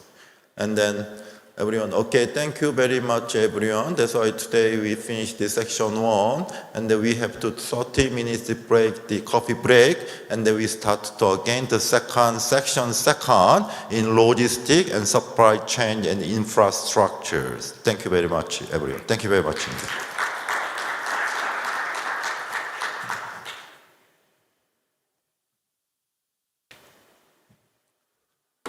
If you do the room, then we provide some pizza and the coffee, and they enjoy time to the 30 minutes, and then we come back to again to section 2.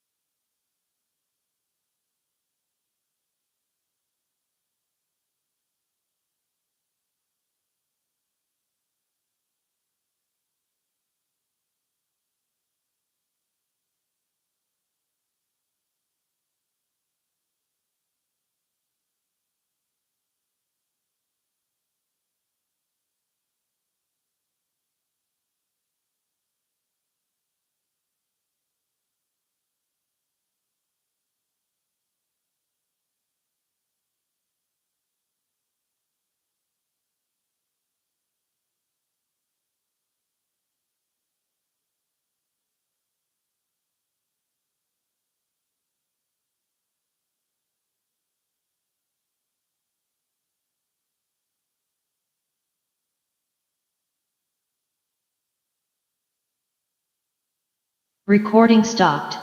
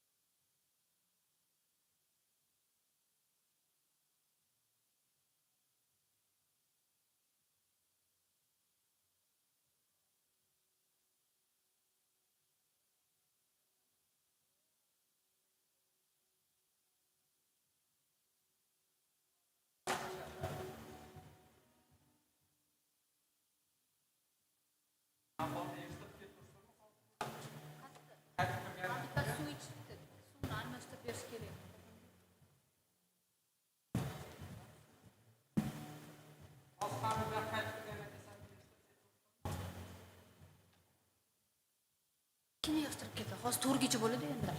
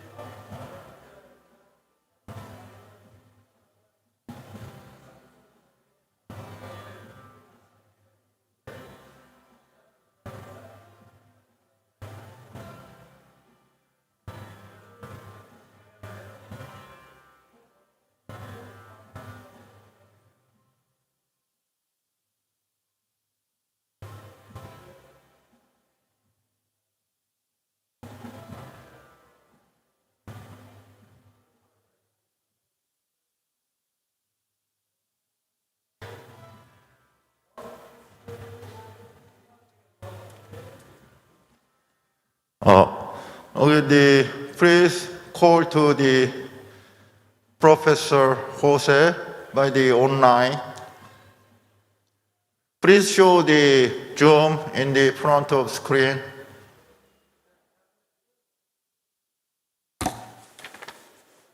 Yeah, screen. Hello? Recording in progress. Yeah, yeah. Now Can they you hear me? started. Yeah, discussion with the Jose. Hi. Professor Jose. Yeah, Yes, now good morning, good afternoon, everyone. Yeah, good It's afternoon. afternoon. Yeah, we nowadays make the coffee break. We will soon start the section 2. So thank you very much. You taking the section 2 chair of the logistic and supply chain and then infrastructures in the. Thank you very much, Now the Professor audio. Lee. Now the participants come, and then we start, and then I just take to you the chair of section 2, and so on the 1 minute, and then we start, and then I just introduce you and leave. Okay, everyone. Okay, please sit, and then we will start too soon the section 2. Thank you very much. All right. Thank you Thank very you much. very much. Today, we're having our second session, and I'm very honored and really excited to chair this session because we are going to listen to many experts in the field of trade, in the field of business management, and also in the field of logistics as well. So let me first give you a bit of rule-based kind of arrangement. What I like to do, because we have limited time, if we can limit our presentation to between 10 and 20 minutes. Right now we have 7 speakers, and we have about 90 minutes before we have our what they call question and answer. So the first is we will try to listen to the speeches or to the presentations, and then we will leave the Q&A after all the presentations have been made in the interest of time. So let me first introduce the first presenter, the speaker, Professor Chong In-kyo. For many of you who have been with IUT since its establishment in the early years, around 2017-16, Professor Chong was the vice president of Inha, and he was in charge of establishing the foundations for IUT. So he represented Korea and Inha, of course, and negotiated with the other side on how to build a good foundation for IUT. And we're very grateful that he's able to contribute to this conference. And not only that, he's also a world-renowned expert in the field of trade, especially free trade agreements and logistics. He has written a lot of books and journal articles, done a lot of consulting work. So we should be very happy to listen to one of his presentations. So without much further ado, let me now ask Professor Chong to take over the floor. Thank you, Professor.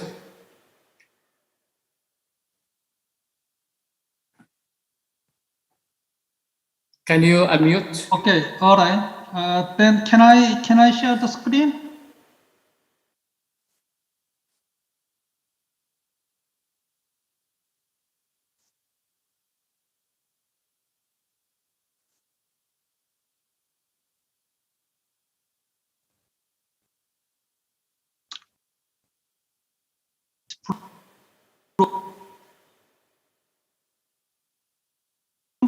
Recording in progress. For inviting me as one of the speakers, especially for this session. It's a very nice to see my old friend, Professor Jose Tongjon, and other colleagues. And I also appreciate for his kind introduction. Yes, I had a very good memory regarding the administration of IoT. So now I'm going to talk about my subject.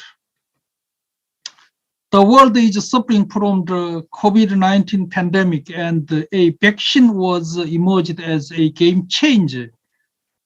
The COVID-19 vaccine, which is based on the mRNA technology made with the next generation biotechnology, has been developed by investing $1 billion. As a scholar majoring international trade, I would like to discuss the issues of COVID-19 vaccine patent waiver in terms of international trade rules under the WTO and the impact on the existence of the WTO. India and South Africa proposed to the WTO in October 2020 that vaccine production should be increased by exempting patent for the mRNA technology in order to control the spread of COVID-19 virus. However, mRNA-based vaccine is not like a general medicine, which can be replicated with the medicine formula. It is almost impossible to produce with just a patent information because mRNA-based vaccines contain a very high-level technology above the vaccine formula. I think somebody turn on music. Would you turn it off, please? Listen, music, please.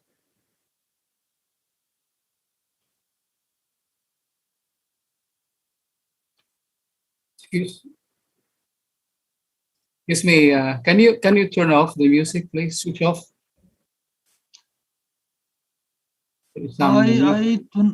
I'm trying to turn off everything, but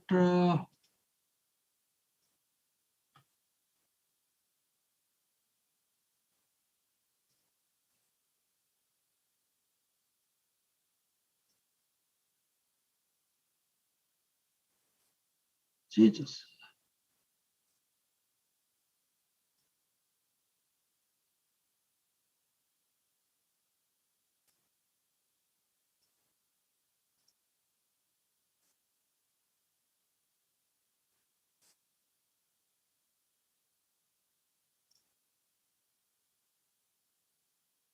I think not me.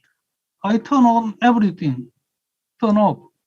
I think there is some, yeah, I've just texted the organizer to. Yeah, switch off some. the sound. Okay, I'm going to continue. Okay. Okay. Sorry about that. Okay, some disruptions. So it is impossible to produce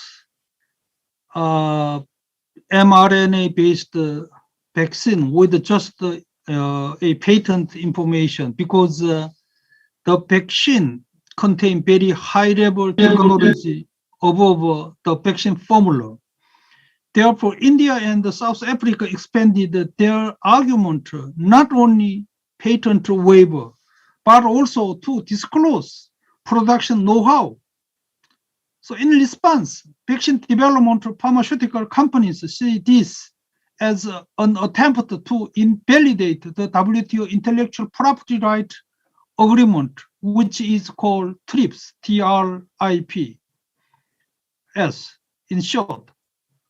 Unless pharmaceutical companies voluntarily disclose their production secret, there is no way to enforce them under current international trade law.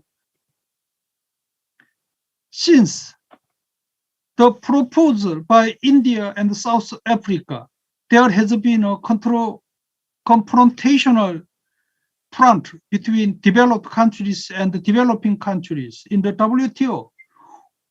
That's a typical North-South conflict. The biggest issue at the coming WTO ministerial meeting is patent waiver, although the meeting was postponed due to another pandemic in European countries. To put it simply, the WTO, whose role is currently suspended, is intensifying the division between developed and developing countries due to the issue of COVID-19 vaccine patent waiver. Since the establishment of the WTO in 1995, the TRIPS agreement has been permitted compulsory use of pharmaceutical companies. In other words, in the event of an emergency, such as a pandemic, WTO member countries can allow their pharmaceutical companies to produce generic drugs under certain conditions. In addition, the flexibility clause for exporting generic drugs manufactured under license from patent holders to the third countries were allowed in 2001. So now they are actually one. They say, the India and South Africa. Okay, we need to get the technical information about producing so-called biotechnology.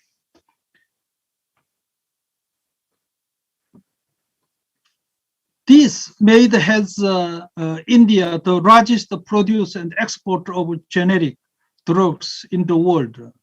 South Africa is trying to be vaccine hub for African countries now.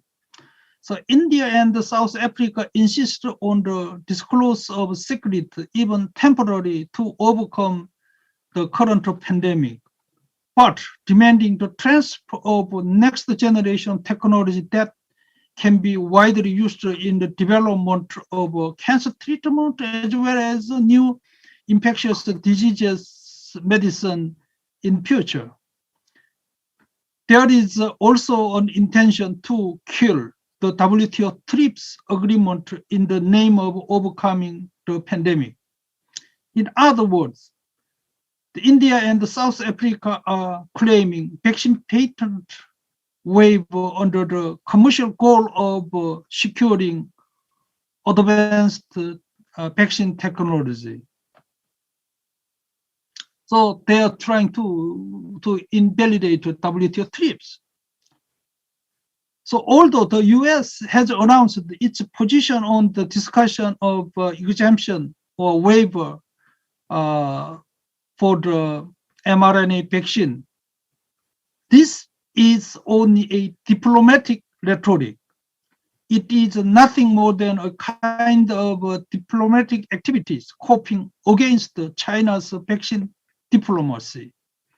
There is virtually no possibility of patent waiver because patent waiver is only possible with the consent of all WTO member countries. So encouraging private companies' innovation activities and protecting intellectual property right is a key condition for development of market economic system and a fundamental part of the WTO trade rules now. In conclusion, the possibility of patent waiver is virtually zero unless the WTO is closed. So rather than trying to enforcefully acquire production secrets from private companies, we need to find a realistic way. Regarding the COVID-19 pandemic, no one is safe until everyone is safe. So developed countries should strengthen international cooperation for vaccines in the context of a humanitarian purpose in order to ease the pandemic crisis of developing countries and underdeveloped countries. Sharing vaccines should be expanded with a practical approach. However, controversy regarding a vaccine patent waiver should shake the foundation of the TRIPS, deteriorating the WTO over legacy issues, and the life of WTO will be shortened. So going back to the topic of today's session, I think we can now understand the serious impact of vaccine patent waiver controversy on the global trade environment now. So thank you for listening. I'm trying to skip many of my PowerPoint slide already prepared to save time. So let me stop here. Thank you. Thank you, Professor Chong. This is indeed an important topic because of the recent emergence of a new variant, Omicron, which means that we really have to be very flexible and very quick to come up with new vaccine that will deal with new strains of this virus. All right, what we're going to do today now is to move on to the next topic. This is a bit different from the first one, but this is still very much important for Central Asia, especially Uzbekistan. So I would like to introduce to you the second speaker, Professor Chang Yong-ho, who happened to be my former colleague at NUS, National University of Singapore. Yeah. Nice to see you again. Yeah, hi, Jose. Yeah, good to see you. How are you? So Professor Chang Yong-ho is now associate professor and head of Singapore University of Social Sciences. I guess there's a new university that was founded, established, when was that? 5 years ago? Yeah. And he has a lot of journal articles, well-publicized articles, and also is an expert in natural gas management and has done a lot of studies in this area. So today, Professor Chang will talk about the integration of natural gas markets in Central Asia. So to you, Professor. Okay. Do you see my screen? Okay. Yes.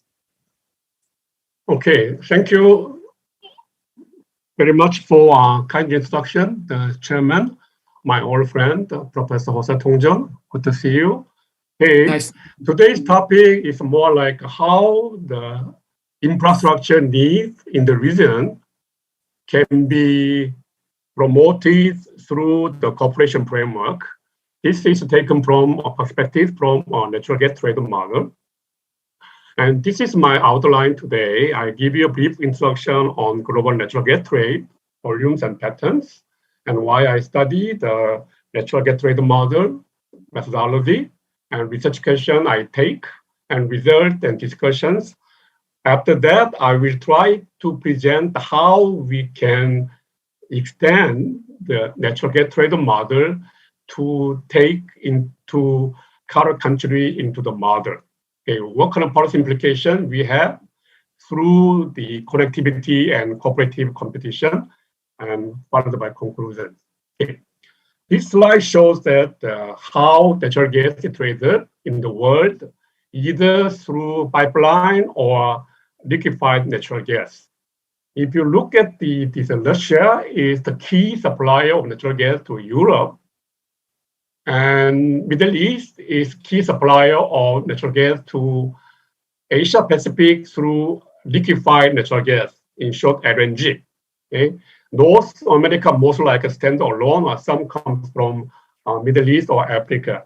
If you look at this Central Asia or current country, nothing much in terms of natural gas trade.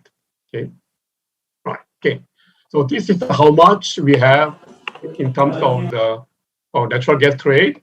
If you look at Europe and Asia Pacific, the import is almost 70%. LNG, almost 90%. But they don't export because they don't have a resource. That's a 2018 data. 2019, almost same. Europe and Asia Pacific together, pipeline import share is about 70%. LNG is about 90%. But the Central Asia or current country do not have much. Okay. So this is the current trade pattern in East Asia, so where I establish the Pan-Asian natural gas trade model. So like those colored red is net importer, like India, Bangladesh, Thailand, Vietnam, and Korea, China, Japan. And then the green one is net export in the region, like Myanmar, and Malaysia, and Brunei, and Indonesia. A few outside external, like US, Australia, Russia, and some Middle Eastern country and African country. Okay. So with that, why I study, I want to see what trade pattern will be if we integrated, segregated natural gas market in the region and introduce competitive market, which is price mechanism, market mechanism. And then the following motivation is, what are the impact of infrastructure added to the existing integrated and competitive market? Okay, so this is a methodology. First, I collect data, like current demand, supply, and other input, and cost of delivery and something like that, transportation. And then I build the model using nonlinear programming. Why nonlinear? When natural gas depletes, the price is far higher than the speed of decrease in natural resource. And with that, I derive optimal trade links and quantities. Okay, so specific research questions: are we better off if we adopt competitive market in natural gas trade? Okay, what if we add new infrastructure? It will still increase the well-being of the region. Okay, then what are the trade routes that justify investment, also desirable? Okay, so this is current. If we integrated market and into market mechanism, you can see some trade route eliminated. So this one shows that this is current market and this integrated one. You can see the difference. Some are like from Middle East to Taiwan, for example, it's gone. If we integrated the regional market in Pan-Asia and introduce the market mechanism or competition. Okay, so this slide shows that what are inefficient and removed from the trade route if we integrated and introduce competitive market into the regional natural gas market in Asia Pacific. Okay, so this is the first question. And second question is, what are the new infrastructure required in promote natural gas trade in the region? So you can see a bit new routes are introduced. Okay, so if you compare earlier study, which is integrated and competitive market, then we have what are required. Okay, new infrastructure to increase the well-being of the region. Okay, you can see something new, Middle East and Africa, and then some other. So this slide shows that the dotted one is removed. The solid line one is a new route introduced to support new infrastructure, okay, which will improve the well-being of the region when they trade natural gas. Okay, so these are the key findings of research. Okay, so let's look at how much natural gas in the region has, is current country. Okay, if you look at the countries like Azerbaijan, Kazakhstan, Turkmenistan, Uzbekistan, then China, Pakistan is also current country. So you see, even except China, amount is not small. Okay, but if current production sustains, it may use around 80 over years. Okay, the reserve they have. Okay, but if you look at the export, the import amount is far lower than what is produced. Okay, so this is the status of how much natural gas the region current country has in terms of 2019. Okay, so this is how they trade. Okay, if you look at the country, these are the exporting country: Azerbaijan, Kazakhstan, Turkmenistan, Uzbekistan, and Russia included. And importing countries: Belarus, Kazakhstan, Russian Federation, other CIS country, other Middle East, and China, and total, and Turkey is included. Okay. If you look at the bold and red colored one, is Russia from importing country and Russia exporting country. If we remove that, the amount, the number of country trade is only 4. Amount traded in terms of natural gas is quite small. Okay, although the reserve is quite large. So can we utilize the amount of natural gas have in the current region? Okay, so how can we extend the Pan-Asian natural gas model to fit current countries? Okay, so we need to identify trade flow based on current infrastructure in the region, and then we identify changes between the current trade flow and those on the integrated competitive market, as we have seen earlier, my studies. Okay, what are the new infrastructure to be built, and what are the possible schemes for building new infrastructure? Okay, this is how we can extend about 4 areas, one by one. We can do. Okay, so what are the policy implications?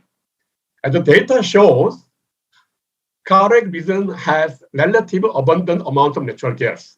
So we can utilize through the integrate, because currently no integration, no pipeline connected. That's why no trade possible. Okay. So with the integrating and introducing competition into the integrated natural gas market, both exporting and importing country will benefit from intra-regional natural gas trade under coordinated cooperation among the government in the carrier country, also assured connectivity. Okay. So how we build connectivity and improve cooperative competition in the region. Okay. First, to carry out a simulation study of linking national and regional natural gas market. Example is Pan-Asian gas trade model or other feasibility study or strategic analysis. With that, we identify the best possible route, then present various options of integrating natural and regional natural gas market through pipeline for intergovernmental implementation and discussions. Okay. We see that the economic analyses are robust and solid. Technology is sound and viable. What remains is political will of leaders in the region to complete the connectivity. Okay. So with that, my conclusion remark: an integrated and competent natural gas market it will be efficient and secure the supply. Okay. So in this market, supply comes from within the region and then goes to external. Okay. So energy security as a win for gain. Okay. So general welfare of the region would be promoted by integrating the market. Okay. Also, it can be promoted through the adding new infrastructure. Okay. So this is my final message. For individual country, some of them would benefit either as an importer, even as an exporter. Okay. So thank you very much for your attention. Thank you very much, Professor Chang Yong-ho.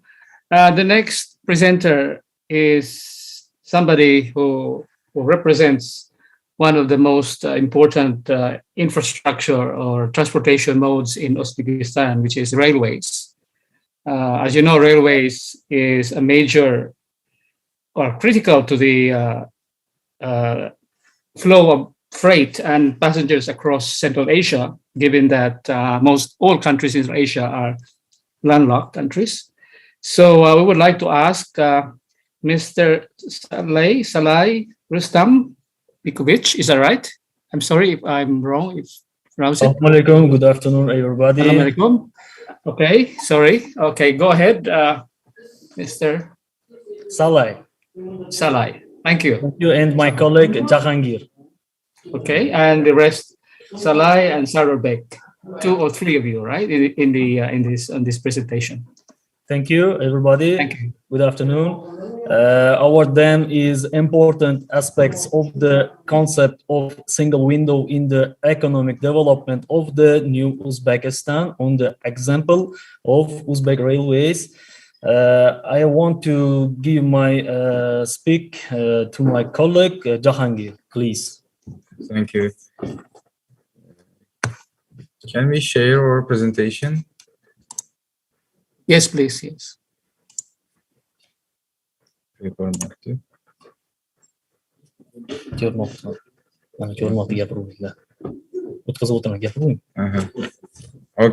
dear colleagues, good afternoon one more time.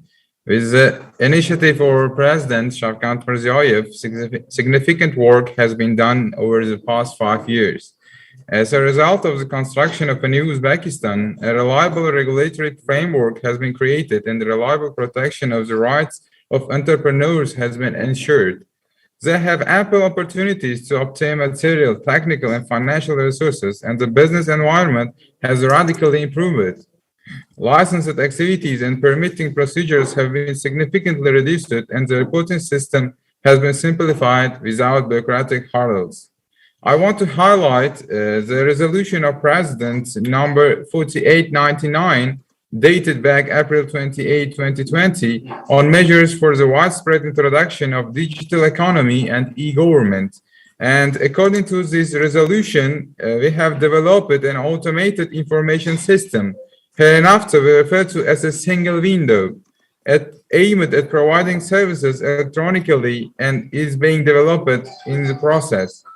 This national web program is aimed at creating convenience for legal entities and individuals who are residents and also for non-residents of the Republic of Uzbekistan, users of railway transport, all interactions remotely via internet, the organization of electronic data circulation.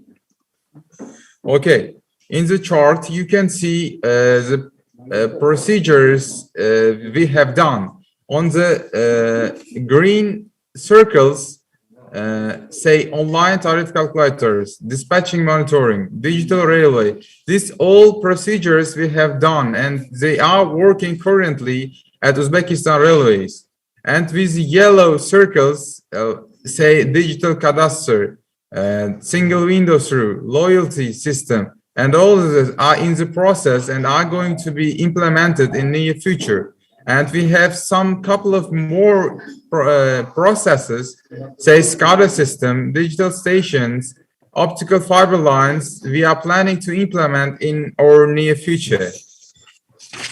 Okay, let me continue. In figure 3, we have shown you a comparison of the features of our automated information system. On the left, there was a situation before the automated information system, and on general, it took for the respondents around 72 hours or 3 days. And now, or after our implementation of our single window system, it takes around 18 hours, and it contains a lot less steps compared to previous procedure. Okay, the main objective of our web application was following. First of all, it is created to improve our freight services in railway transport. Secondly, it radically improves our customer service. Third, electronic information in railway transport. Fourth, electronic provision of all our document circulation in the railway system. And 5, supervise the work of local enterprises. And the last, carrying out work through the online system in the interpretation of documents for banking and financial affairs. Today, next slide. Today, our calculator in our official website is the following. Takes the following the look. You insert the station, the sending station, and the station which we want to send or goods, and we insert the type of goods, the type of wagon we need, and all the necessary stuff. Then our online calculator, after pressing the calculation button, gives our preliminary, not the exact, but preliminary, very close results of transportation price. All the transportation costs for now are calculated for the territory of Republic of Uzbekistan, and in near future we are planning to exceed and make a calculation of goods from Uzbekistan to other neighboring countries. For the time period, we have our official website working in 2 languages, namely Uzbek and Russian. And soon we want to implement the English language as well. Okay. So last, I want to say that the development of our entrepreneurial movement in our country and strengthening of its legal protection is one of our priorities, ongoing reforms. Because of the experience of developed countries shows that socioeconomic development is unimaginable without the prospects of small business and private entrepreneurship. Therefore, the full support of activities of representatives of this sector in our country is a very important issue. Today, the establishment of our system under single window principle is a provision of our Republic of Uzbekistan, and it's an integral part of our reports in this direction. After all, the main goal is to eliminate artificial barriers that are existent in our nowadays industry and create more convenience for entrepreneurs by providing them with the services they need from the start of their work and make everything in a transparent electronical way. It was all. Thank you all for your attention. Thank you. Thank you very much. It was quite interesting to see that you are doing something to improve the flow of freight passengers across Uzbekistan, and hopefully it will be extended to the rest of Central Asia. Okay, now the next speaker is from another important organization in Uzbekistan. He's the head of Uzbekistan Poktasi, if I pronounce it correctly, Alisher Faizullaev. So without much further ado, Alisher, take it away. Thank you. Is Alisher here? Thank you. Thank you, Chairman. Good afternoon, everybody. Ladies and gentlemen, assalomu alaykum. Hurmatli ishtirokchilar. Men bugun ma'ruzam o'zbek tilida tayyorlab kelganman. O'zbek tilida ma'ruza qilmoqchi edim. Aytishlaricha sinxron tarjima bor ekan. Men O'zbekiston pochtasi rahbari, bosh direktori Alisher Fayzullayev bo'laman. Va tayyorlab kelgan ma'ruzam pochta logistikasiga bag'ishlangan.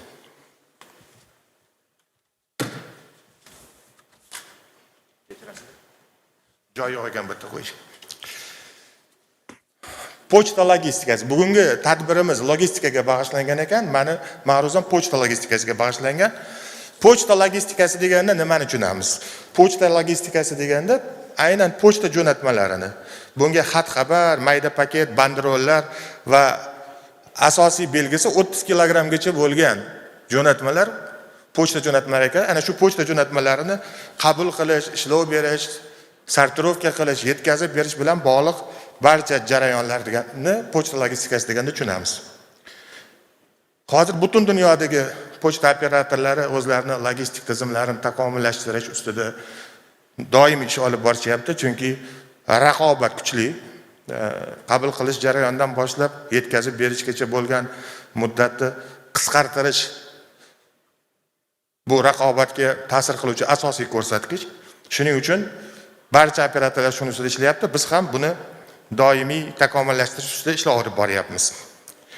O'zbekiston pochtasi, mana hurmatli rais aytdilar, O'zbekiston pochtasi deb ataladi. Bizning korxonaning nomi O'zbekiston pochtasi, O'zbekistondagi milliy pochta operatori. Bunga hukumat tomonidan shunaqa status berilgan va bugungi kunda 14 ta hududiy filialimiz bor, 4 ta ixtisoslashgan filialimiz bor. Bilmadim, meni prezentatsiyam ham bor edi. Bu yerda ko'rinyapti, sizlarga ko'rinayotgan bo'lsa, mana jami 18 ta filialimiz bor. Shundan 14 tasi hududiy. Demak, har bir viloyatda, har bir hududda o'zimizning filialimiz bor va 4 ta ixtisoslashgan xalqaro pochtamt, marka, matbuot tarqatish va tezkor yetkazib beruvchi YMS degan 4 ta ixtisoslashgan filialimiz bor.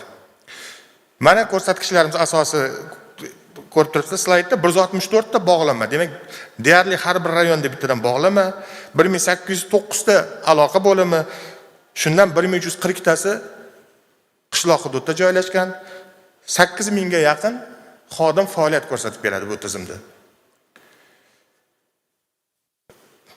Pochta jo'natmalarini va yetkazib berish uchun bizda mana 16 ta ko'rsatilyapti.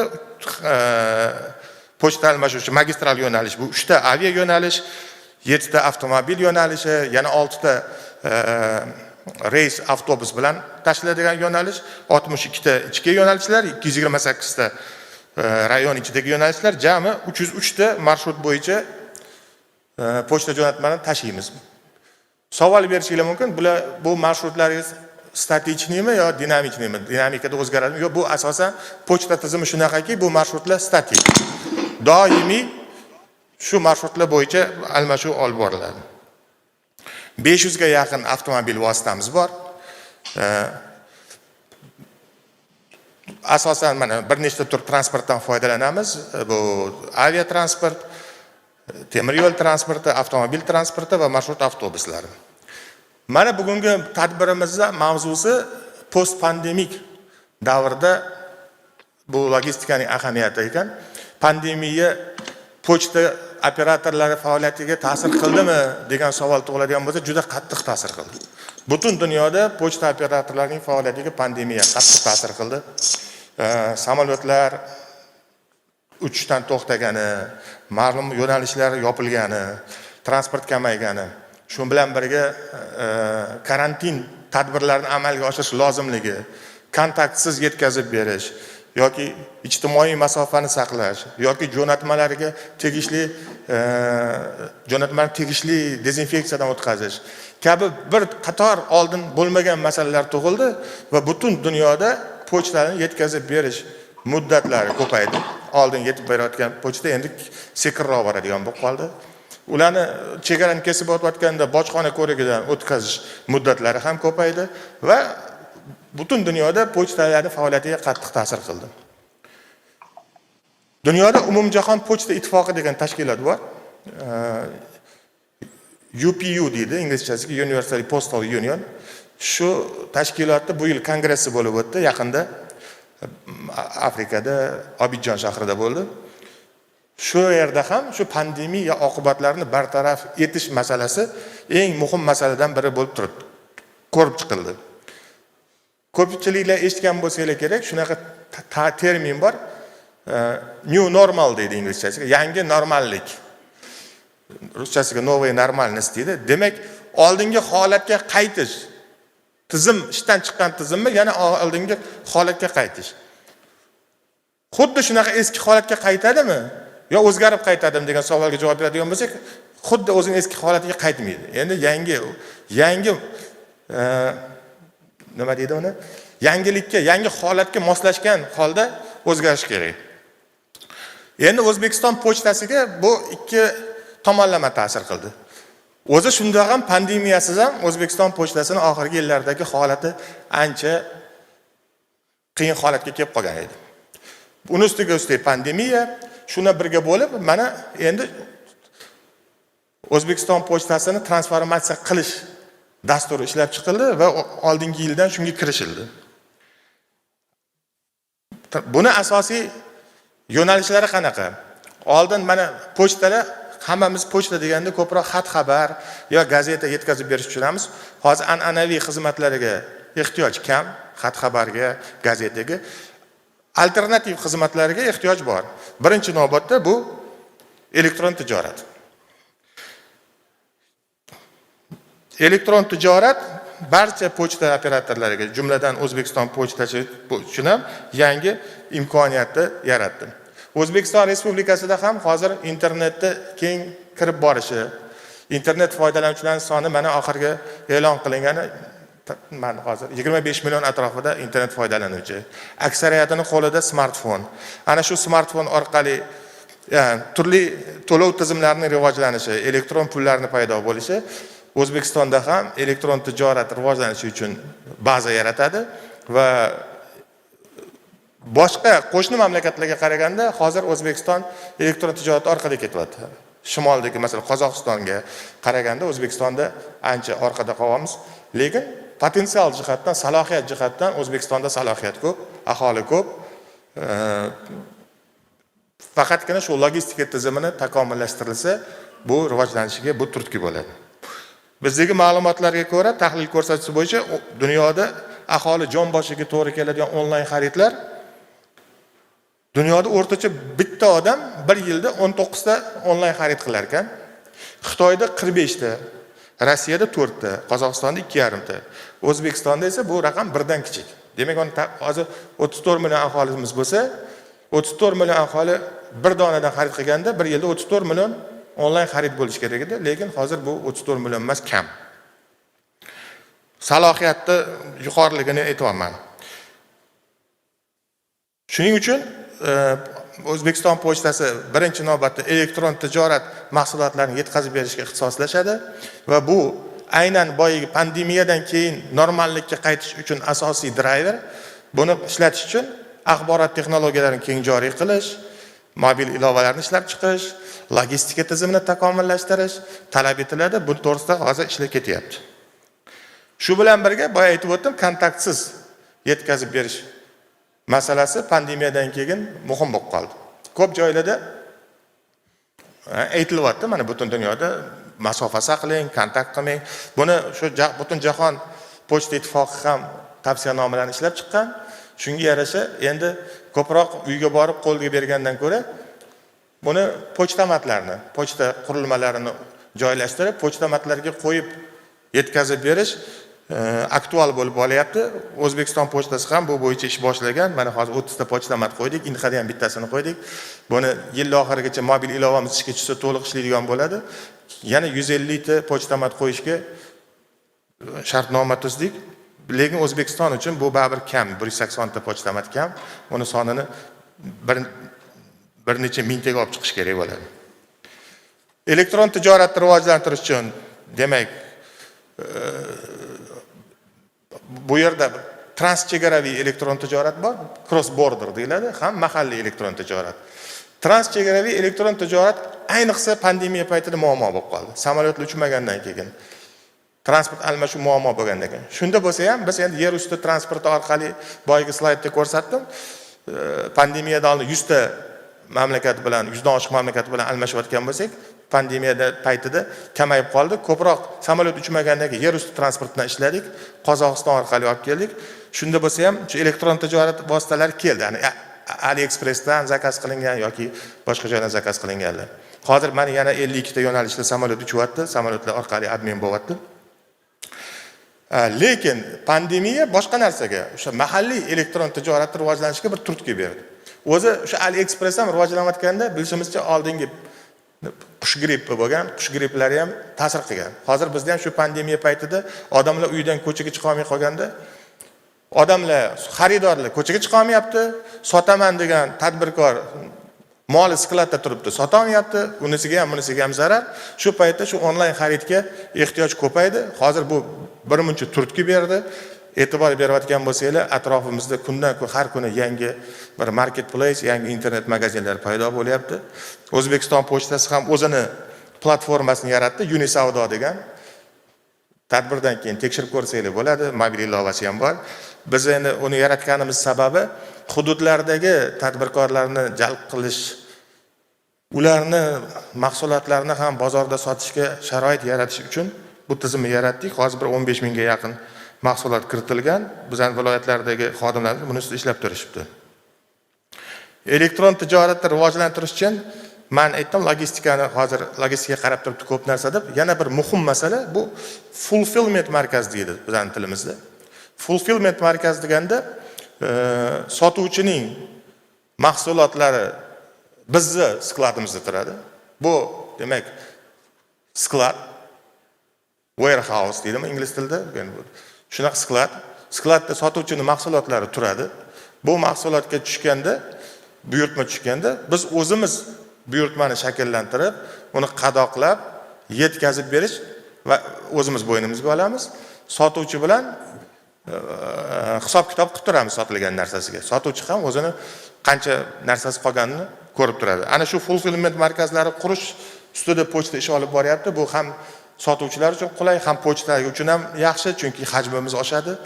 4 ta fulfillment markaz mana boshlaganmiz ishni. Bu yil birinchisini ishga tushiramiz Toshkentda 2000 kvadratli katta fulfillment qilamiz.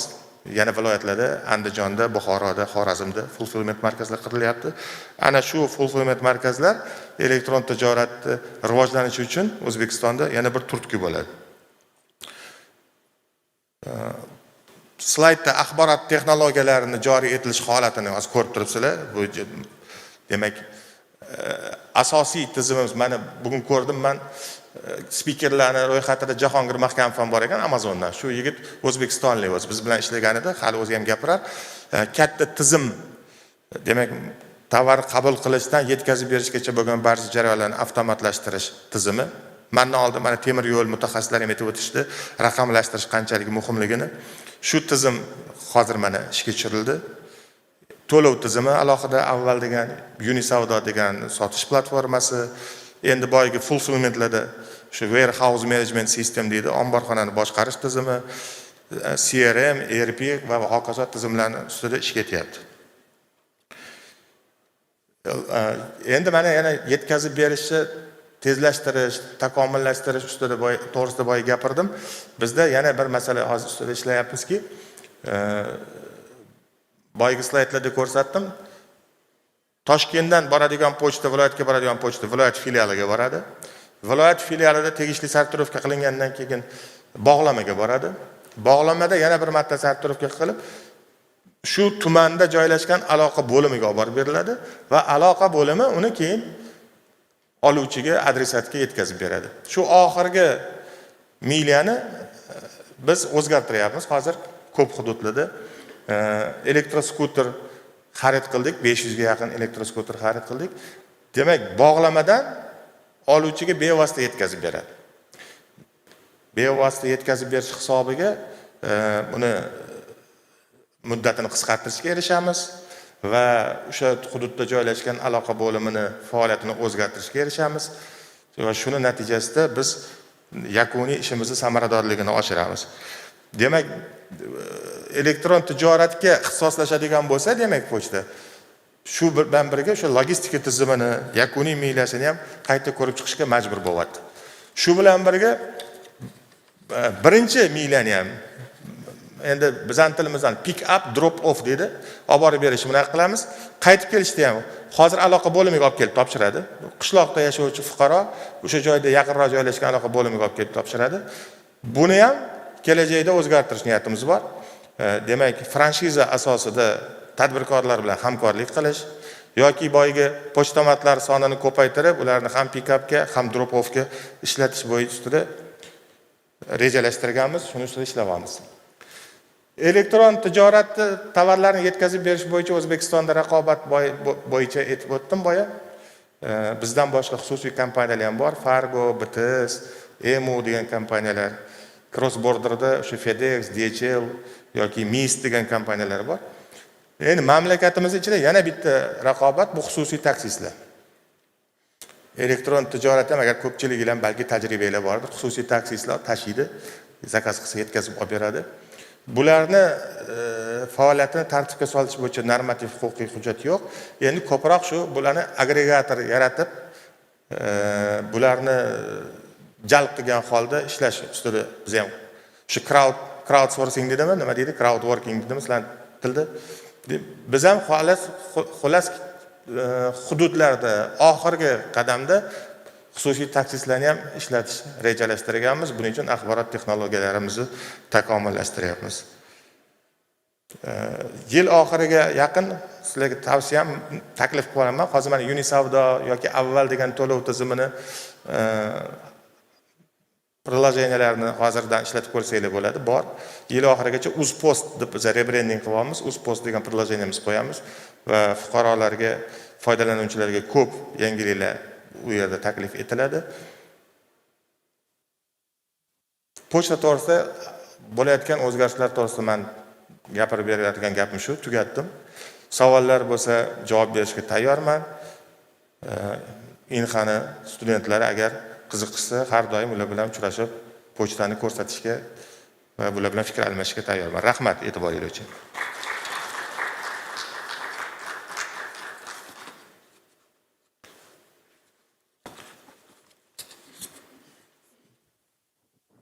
Okay, one of the companies that made a lot of money during this pandemic, you guess what?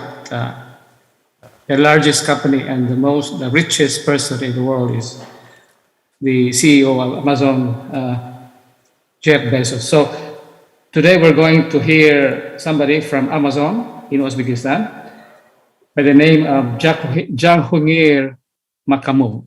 Jahongir, are you ready? Yeah, sure.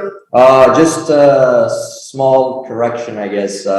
I'm ex-Amazon. I worked extensively with Amazon, and after that branched out and did a couple of things on my own as well. And partially, I mentioned that we've been consulting a company called Zip24, and we've collaborated with Uzbek Post as well. But yeah, so ready when you guys are? Yes. All right. Can I share my screen of this, or would you guys? You can share. Yeah, all you right. can share. All right. Let me just spin it up. So.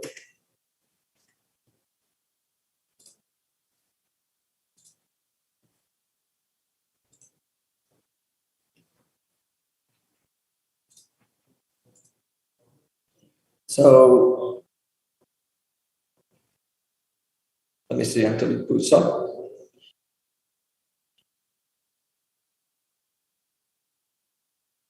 Recording in progress. All right, I think we're ready. So what I want to talk to you guys today is the effect that the pandemic had on the e-commerce in general and delivery specifically, and what are the impacts that it came with, right? So a bit about myself. My name is Jahongir Makamov, but for those who would find it difficult to pronounce, I also go by DJ. I'm ex-Amazon, I'm ex-Wing, and in Uzbekistan, I've consulted some companies, including Zip24, which focuses on fulfillment, warehousing, and last mile deliveries. Iman, which is a Sharia-compliant fintech company, and Libazar, which is one of the largest grocery e-commerce companies in Uzbekistan. Currently, I'm working as a chief technology officer in a company, BART, so I'm greeting you from here, Riyadh, Saudi Arabia. Today, what we're going to talk about is the world that we live in and the pace that we live in, how the environment is speeding up. What we're also going to talk about is the importance of delivery, the pandemic, what was the impact and what effects it had on the delivery specifically, and what are the opportunities it's opening up, right? So if we're going to look at the world that we live in, historically, if we're going to look at it, we used to send letters, but guess what? It wasn't fast enough.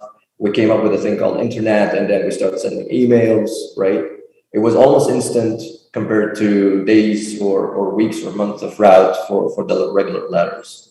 But still, it was not good enough. So even then, you had to go to the computer and check for whether you have an email or not. Then we came up with instant messaging, which would give you an instant notification and still you see it. But yes, guess what? It was not still convenient enough. It was not fast enough.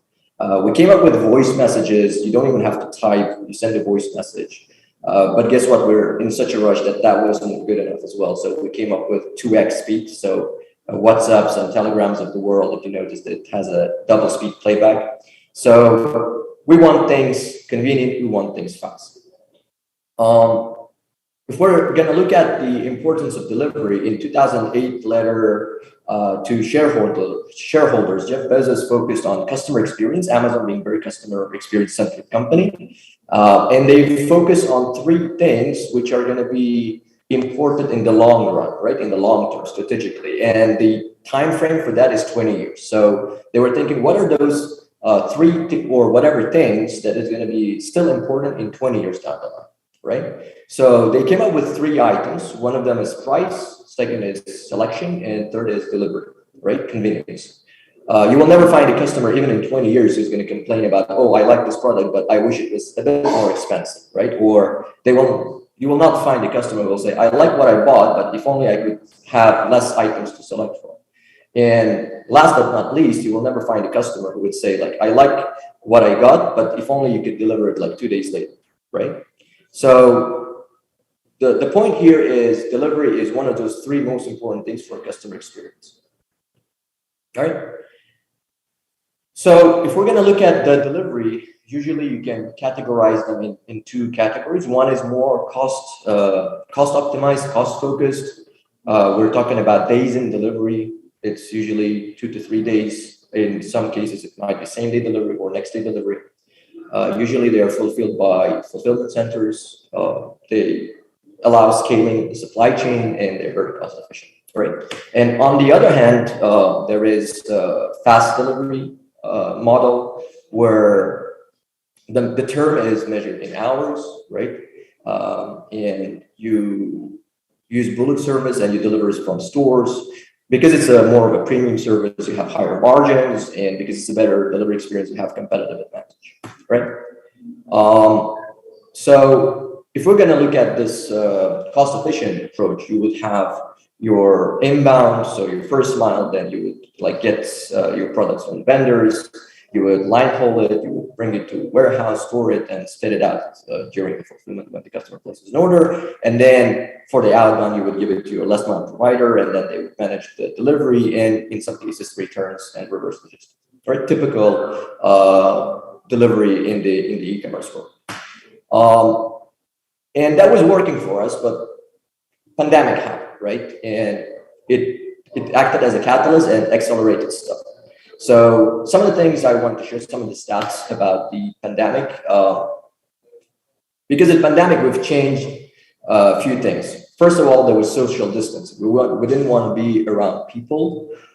Second thing, we didn't want to deal with cash, so people started using more of a cash, less payment. Third thing, we wanted to have safer fulfillment. So if you would go to a grocery store, you didn't want to buy it from a shelf. God knows how many people touched that carton of milk before you. Then also we shifted more towards online and social media shopping. And last, we started buying different products, right? I'll show a slide where we see that people start using PPE equipment more than like the sales for such items growth like 6x, and people start buying less cameras, less suitcases, etc. All right. So if we're going to look at the 2019 global e-commerce value, it was doing 26.7 trillion, which was 4% growth year on year, right?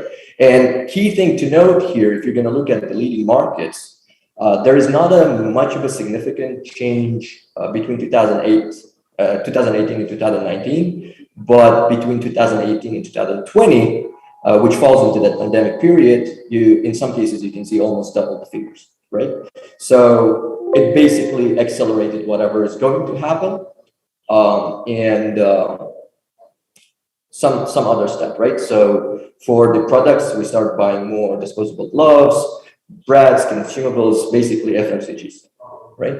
And we started buying less of luggages, briefcases, cameras, swimwear, right? We stopped going, we stopped traveling, so we stopped going to gym. Instead of gym, we started buying dumbbells, etc. Few more stats from the region I operate in. There was a survey done by Visa across the customers in Saudi Arabia and UAE, and more than 60% of the respondents mentioned that they've increased their online spending compared to retail spending, right? Another research done by Network International mentioned that in 2020, 2020, 60% of people in UAE were buying stuff online, and specifically groceries, and 40%, remaining 40% approximately, were buying the stuff in store. And with those 60% who are doing it online, they were spending 40% more money for their grocery shop, right? And one key figure here is 87% of the respondents mentioned that they will continue such behavior even after the pandemic. So to summarize, the pandemic accelerated, but e-commerce switch is here to stay, right? So what kind of opportunities it creates for business, whether you're in e-commerce or delivery specifically? So higher retentions, if you're able to cater delivery or generally your customers' satisfaction, you will have higher retention, specifically with faster delivery. With faster delivery, your inventory turnover would be more, and basically you are able to move more products, and hence your marginal cost of warehousing will be less. You have higher sales, you have higher customer satisfaction. Because of the faster delivery, you typically have less returns, and generally you have more efficient fleet, right? But as we mentioned, as a civilization, we're not really satisfied with what we have, and we always strive for more. And one of the latest developments in e-commerce is ultra-fast hyper location aware deliveries, or in other words, dark stores. So there were times when 2 to 3 days delivery was okay. Then same day started become now how at first, and then normal. Then like I personally participated in launching same day deliveries for soup in UAE.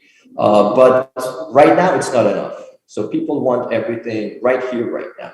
So how to do that is through the model of the dark stores. So how it works is you have stores, instead of fulfilling the items from the fulfillment center at the edge of the city, you have stores scattered across the city, and you fulfill the items from the store with the radius of delivery, right? And then with that, you have the proximity-based allocation for your fleet, and then you are able to deliver within 15 minutes, right? There are companies that are even promising 10 minutes. So just as a benchmark, you can think of Gorillas, a UK-based company, which is doing aforementioned 10 minutes delivery, right? And they raised $1.3 billion in 2020, right? Total capital that they've raised.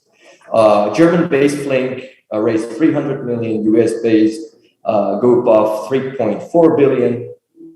Turkey, if we're gonna look at our like far relatives, they've raised 1 billion. Saudi companies, Quick Market 330 in revenue, and Nana was 30 million. So essentially the opportunity is there, and it's for us as part of the tech community, logistic community, to try to capitalize and get the most out of it. Yeah. So thank you very much. If you have any questions, I'll be happy to answer. Thank you very much, Mr. You can call me DJ, sir.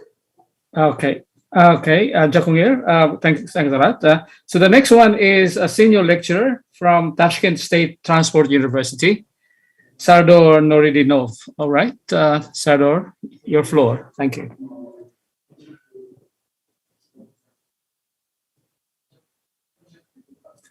Yes, you can make your presentation as brief as you can. Thank you.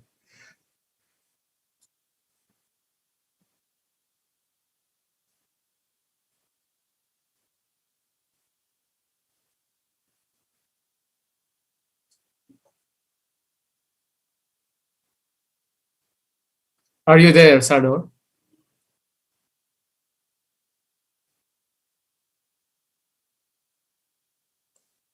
Good afternoon. I'm sorry I'm late. That's all right. My internet connection is a little bad, unfortunately.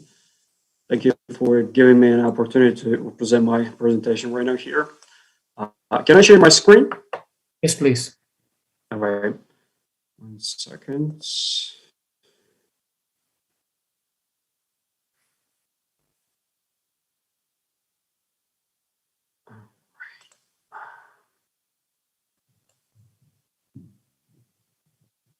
All right, my topic of presentation today will be about approaches of the SCO member states of the Belt and Road Initiative.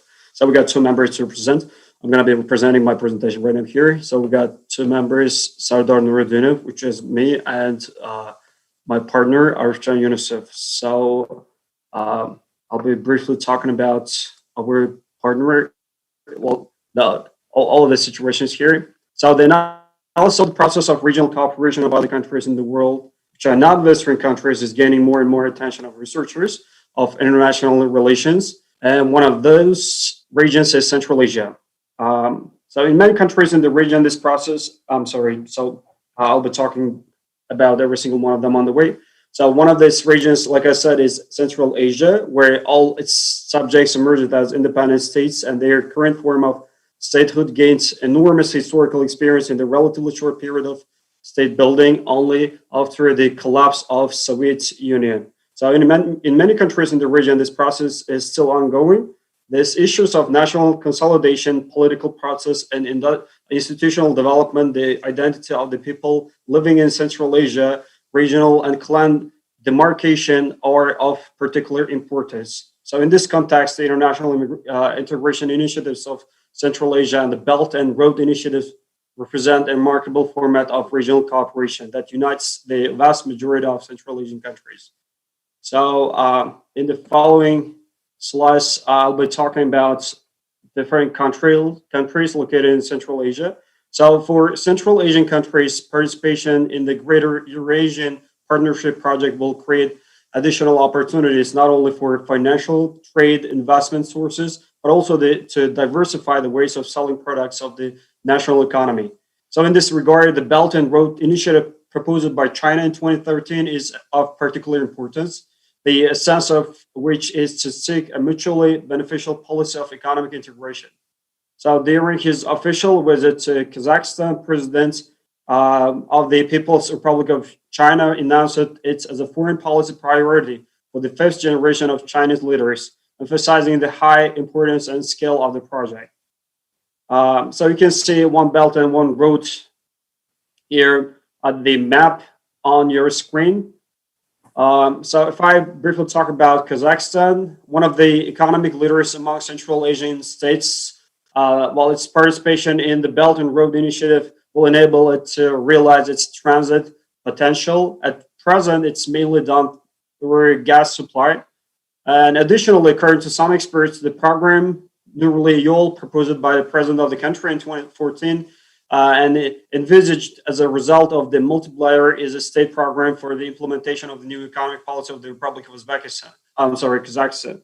The formation of the transport hub, which will create more than 200,000 jobs in the country, will only be justified if China's Belt and Road Initiative is accomplished. So we can see the map here, new Silk Roads crossing Kazakhstan. So talking about Tajikistan, one of the most pressing issues for Tajikistan is security and regional stability. In the context of Eurasian integration, the Afghan factor is always on the agenda of the SCO. From there, drug trafficking routes begin, illegal armed groups enter the territory of neighboring states, illegal migration occurs, and fundamentalist ideology is exported. At a time when the drug threat and related organized crime are on the rise, Tajikistan has put itself first in tackling these challenges. And about Kyrgyzstan, in the southern direction of the Belt and Road Initiative, Kyrgyzstan is another actor in the Central Asian region, using its SCO membership to solve its border problems. So the problem of developing communication networks remains very relevant for Kyrgyzstan, as the country faces great difficulties in the supply of import-export cargo due to its geographical location. As part of the Belt and Road Initiative, Bishkek is the attracting investments in the light industry, non-ferrous metallurgy, mining, and agricultural processing industries as part of its economic benefits. The directions of this transport route are currently being discussed. Among the top priorities of cooperation for China, we got three of them here. The first one is strengthening technical and economic cooperation. The second, creation of favorable conditions for trade and investment. The third one is increase the level of implementation of agreements reached. So you can see the map here as well about railroads, oil pipeline, gas pipeline, ports, Silk Road Economic Belt, Maritime Silk Road, etc. This is the Central Asia's trade turnover for the European Union and China from 2007 to 2018. And then this one is the cargo picture here, up to 27% lower transport costs given. And the logistics diagram has been provided here, including service level, customer experience, tracking, price, and customized services. So in conclusion, the main interests of the participants in the Greater Eurasian Partnership are to strive to promote regional economic integration. At the same time, strategically, the conjunction with the SCO and BRI allows creating a new format of a common economic and political space where socioeconomic stability acts as a catalyst for infrastructure construction, economic growth, and investment cooperation. So the economic interests of the Central Asian states lie in the fact that Eurasian integration will create additional opportunities for expanding trade and economic cooperation, as well as the implementation of the transit potential within the framework of large infrastructure projects. So due to this geographical location in the center of Eurasia, these countries are becoming the optimal land transport links in the cargo chain from Asia to Europe. Thank you for your attention. That's my presentation. Thank you very much, Professor Sardor, for that very interesting presentation. Brief, but very relevant to the theme of this conference. All right, the last but not the least speaker and presenter is Maria Ismotristica, if I pronounce it correctly. Forgive me if I'm wrong, whether I pronounce it wrongly. She's a senior research fellow from the International Institute IFEMES, Department for Strategic Studies in Asia. All right, Maria? Okay, yes. Greetings from China. Right now it's evening here, afternoon there. I wanted to ask you, can I share, please, PPT, but not share this the video because my Wi-Fi might collapse. Mm-hmm. Okay, so let me try.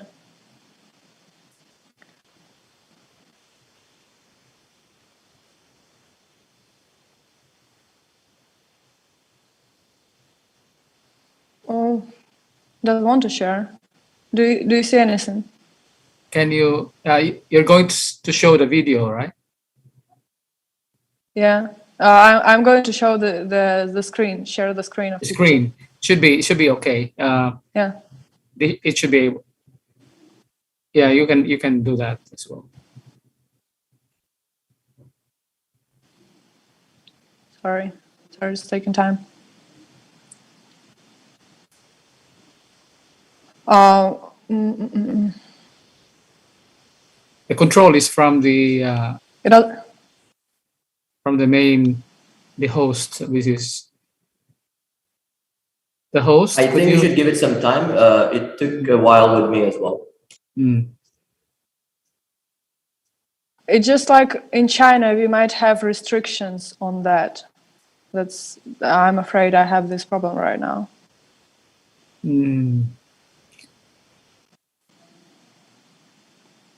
Yeah. Can you share with the PPT just like without me? Without the can you assist yeah, with this? maybe you could just orally deliver orally. Okay. But can you share the PPT like just to help me to share PPT because I sent it to you previously, or it's not possible? Yeah. The organizer, could you, based in IoT, could you do that? Could you? Yeah, please share it with me because I think in my location I have a restriction on that. Yes, IoT organizer. Could you do that? You have the PPT of Maria's.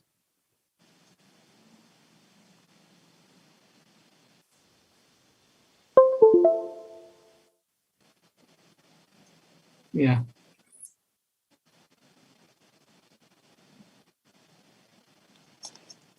I'm sorry, taking time, guys. That's okay.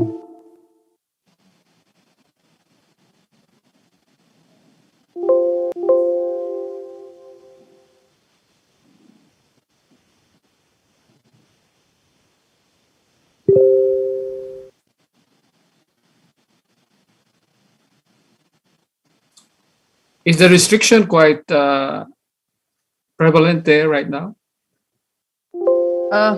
It depends. It really depends because of the coming Winter Games in Beijing, they might close it every day, so you cannot really predict it. Okay. Even though I'm trying to use my VPN right now at work, but oh yes, perfect. It's okay. Thank you a lot. Okay, so we can start. Okay, sorry again. Yes, good afternoon, good evening. So second slide, please. I think the first one is already okay. So today the pandemic becomes the trigger of a new global economic crisis, which is in its scale has already superseded the previous global crisis of 2008. While there is no way to exactly predict what the economic damage will from the global pandemic will be, there is a widespread agreement that it will have a severe negative impact on the global economy. But how does it affect the global investment and development program of China called Belt and Road Initiative? Right now, we will see how it actually can affect it. Second slide, please. First of all, what is Belt and Road Initiative? It is an ambitious long-term global investment and development program launched in 2013 with a focus on physical infrastructure. You can just click and the information will appear.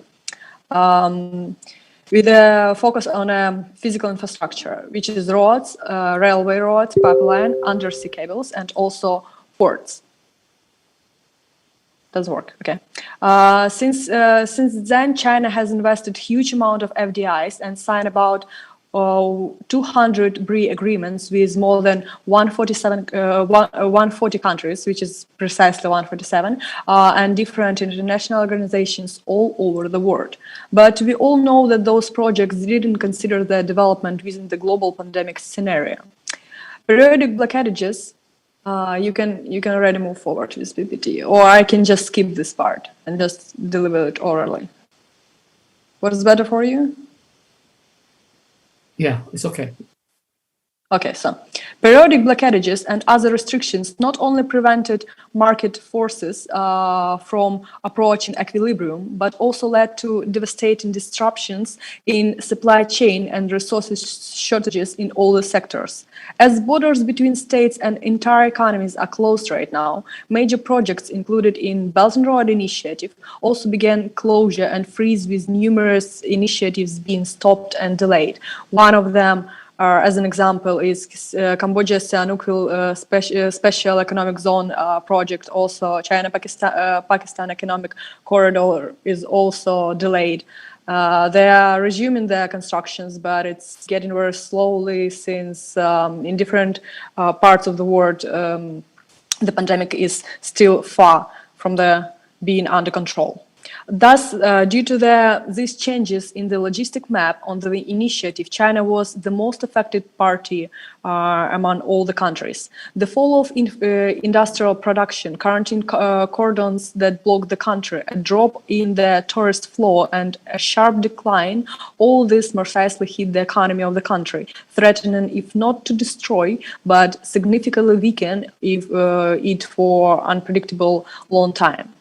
Nevertheless, measures to control the pandemic within the country, as well as intense course for economic recovery, have shown that in practice China is actually capable to cope with the consequences of the global pandemic. Making great efforts to restore the economy, China supported the volume of cargo transportation to the countries of Eurasia in order to eliminate the negative impact of the BRI railway network. As a result, traffic volumes in the Eurasian corridor increased significantly in the first quarter of 2020. An increase in the numbers of the train of cargo volumes was observed in both directions, apparently, from the Europe to China and from China to Europe. Railway connectivity between east and west of the continent became a vital link in the global fight against COVID-19. It is by the rail that a huge amount of anti-epidemic drugs have been delivered to the countries in the regions affected by the COVID-19. By increasing medical-related supply, China soon initiated Health Silk Road, designed to help to distribute medical support and food aid.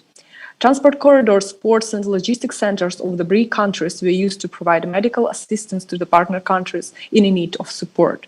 Thus, interconnected roads continue to retain their main function to provide uninterrupted transport connectivity between China and countries of Eurasia within the new created Health Silk Road initiative. Another one, the most significant developments coming out of COVID-19 has been proliferation of digital solutions to overcome barriers in conducting ongoing business. With the BRI presenting the significant shift in the global trade, it has laid to the foundation of, we can call it digital Silk Road as the BRI sub-goal, with the main idea of improving international communication connectivity and fostering the globalization of China rapidly growing tech companies. Chinese digital strategy was divided into four main points, which is undersea fiber optic cable links, 5G communications, cyber power technological applications, and also satellite communication and navigation system. So if we make it short, digitally speaking, China is committed to unifying ports and the logistic operation under the same electronic communication platform. So, thus, we can say that initially focused on building physical infrastructure. Currently, China is shifting toward the more digital, a soft version of One Belt, One Road initiative. Also, the suspension of production and traffic around the world during the pandemic relieved the extent of pollution that human activity brings within it. This once again reminded the world leaders of need to move towards green economy and green development. BRI wasn't an exception in this field. While within the country, China is trying its best to build an ecological nation right now. It's also trying to improve the logistic and the most important tools of how to implement BRI projects in the BRI countries. The pandemic footprint on the development of Chinese investments and economic policy showed that now China, fortunately for the world, has no alternative to the green trajectory of its further development and diversification of the field of energy supplies. This need actually led to the idea of enhancing the development of polar or Arctic Silk Road, the another alternative to the main transcontinental roads that run through the Eurasia. As we know, Northern Sea has no physical borders, which can be significantly disrupted or affected by COVID-19 restrictions. But at the same time, Northern Seas can give an opportunity to maintain stable energy resources supply, which is essential for current China's economic development and actually economic recovery of the whole Asia itself. Thus, we can conclude that the pandemic shock of the global economy could not but affect the Belt and Road initiative. Available forecasts of economic recovery varies from country to country, apparently, but also they show that China, which is the main inspiration and supporter of and sponsor of BRI, will have the more favorable situation. Business activity right now continues to increase in China, relying mainly on exports, including supplies of medical goods and electronic abroad, which is in high demand during the stay-at-home period. But the most important impact that pandemic made on BRI is the transformation of the nature of BRI itself. Initially focused on hard physical infrastructure, BRI right now acquires the functions of software version of connectivity, which is play a vital alternative to the within the current realities of the pandemic. The pandemic gave a respite to upgrade and correct the miscalculations of the previous stages of the initiative. As a result, the initiative is acquiring a more productive configuration in economic, social, technological, and other plans, which may allow China to become one of the biggest beneficiaries of the global economic recovery in the post-COVID world. This was my presentation. I'm sorry that I wasn't able to present PPT. I wanted to, but happens. Thank you very much. Thank you very much for your attention. If there are any questions appear obvious, I'm gonna answer them. Thank you. Thank you very much, Maria. We've got a very good combination of presentations from WTO on the importance of international cooperation, the importance of integration, regional economic integration, especially for natural commodities like natural gas, and the implications of using digitalization or what they call single window to accelerate the regional economic integration, and also the impact of COVID and the impact of COVID on the BRI. So I think those are the major themes that the speakers were presenting in this session. So we've got about 10 to 15 minutes of discussion, Q&A. So if you have any question from the audience, please raise your hand if you are online, or if you are offline, you will just go to the podium to ask your question. Anyone from the audience? Well, I have a question. Since no one is asking a question, I would like to direct this question to all the speakers. Now, there's been a lot of talk about the need for strengthening and deepening the economic regional integration in Central Asia. But there seems to be an issue here between using discriminatory regional integration, like free trade agreements, preferential free trade agreements, or whether we should have a multilateral, non-discriminatory integration, which is in the line of WTO. So which of these is the right approach for Central Asia, for Uzbekistan in particular? Anyone would like to focus on that, would like to answer the question? So Uzbekistan has a choice whether it should first prioritize or put priority on joining the World Trade Organization, which is a multilateral approach towards liberalization, or whether it should put its emphasis or priority on SCO, for example, or regional integration among Central Asian countries, rather than looking for a wider worldwide economic integration. Which do you think would be more beneficial for Uzbekistan and countries in Central Asia?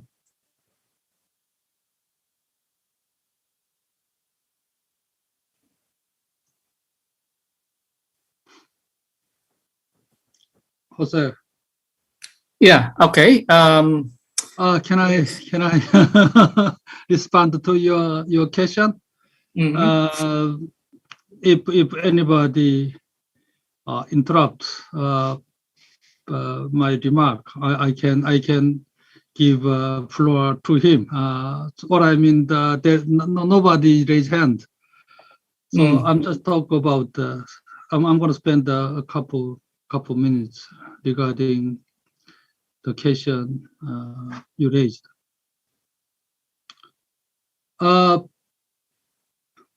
Uzbekistan may have several options for increasing international economic relationship with the neighboring countries, as well as the whole world economy. I think we should keep in mind first, the point is Although Uzbekistan transformed its economy from planning system to market-oriented system, but still its system is far behind other developing countries. So I know it is quite difficult to have economic reform and to improve its economic system to full economic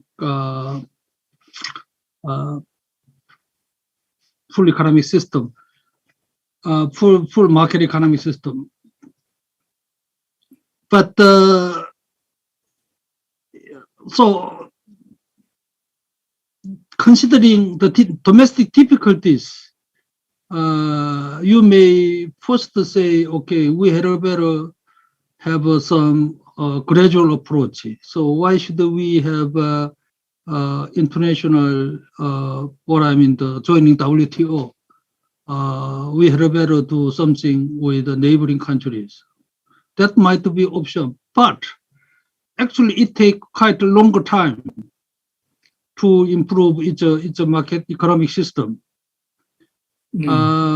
So I advise Uzbekistan Trade Authority to talk the WTO very seriously. It already started to talk, but from time to time negotiations stopped, and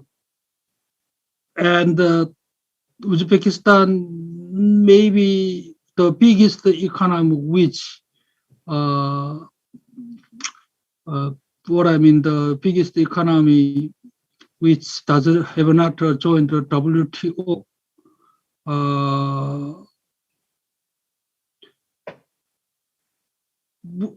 Even we understand it is difficult. It may have some cost, but we should think the benefit by having WTO membership. Also, Uzbekistan can have some options. Minimizing market access under the WTO system. So, most important thing is the leaders and trade authorities should try to shoot the ice. They just wanted to keep its economic system. Otherwise, it takes quite a long time. So let me stop here. Yeah, I understand the complexity of this issue because there are pros and cons of which approach to adopt first, whether it should be a regional approach or should it be a multilateral approach, and there are costs and benefits of that. And it is therefore important for Uzbekistan to evaluate costs and benefits from each of the approaches and choose the one with the most beneficial one. But thanks a lot for your contribution. Is there anyone from the speakers or from the audience who wants to, especially from the Uzbekistan side or from the Central Asian side, would you have any opinion on that?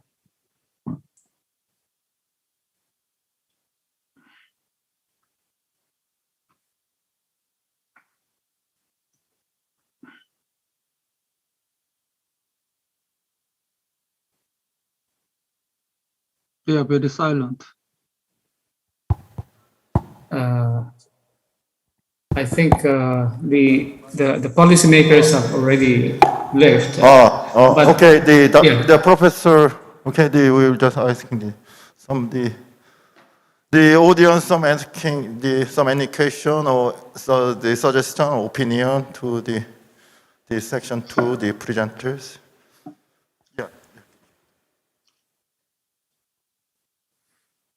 Good afternoon. So I wanted to ask a question to Professor Cheong about the waiver of pharmaceutical licensing. So we have talked about the Chinese diplomacy, and we have also talked about the role of WTO in this case. So where do you see the role of US? It would be an intermediating role, or there would be a player in this game? Because this is quite interesting, conflicting situation that we see here. Because you mean regarding the COVID-19 vaccine patent waiver, yes, right? yes, I wanted to ask about that. Yes, actually, I prepared several pages of a slide about the position of U.S. in the issue. So basically, the President Biden got a very big political pressure for vaccine sharing domestically and internationally. Especially domestically, very, very progressive democratic politicians, such as Senator Warren, Elizabeth Warren, she pointed out, hey, Mr. President, you already promised to have vaccine sharing during the presidential campaign. Also, President Biden very seriously criticized vaccine nationalism by President Trump last year. Also, the opinion leaders, mass media, and many leaders from developing and underdeveloped countries, they ask U.S. to do something in sharing vaccines with their countries.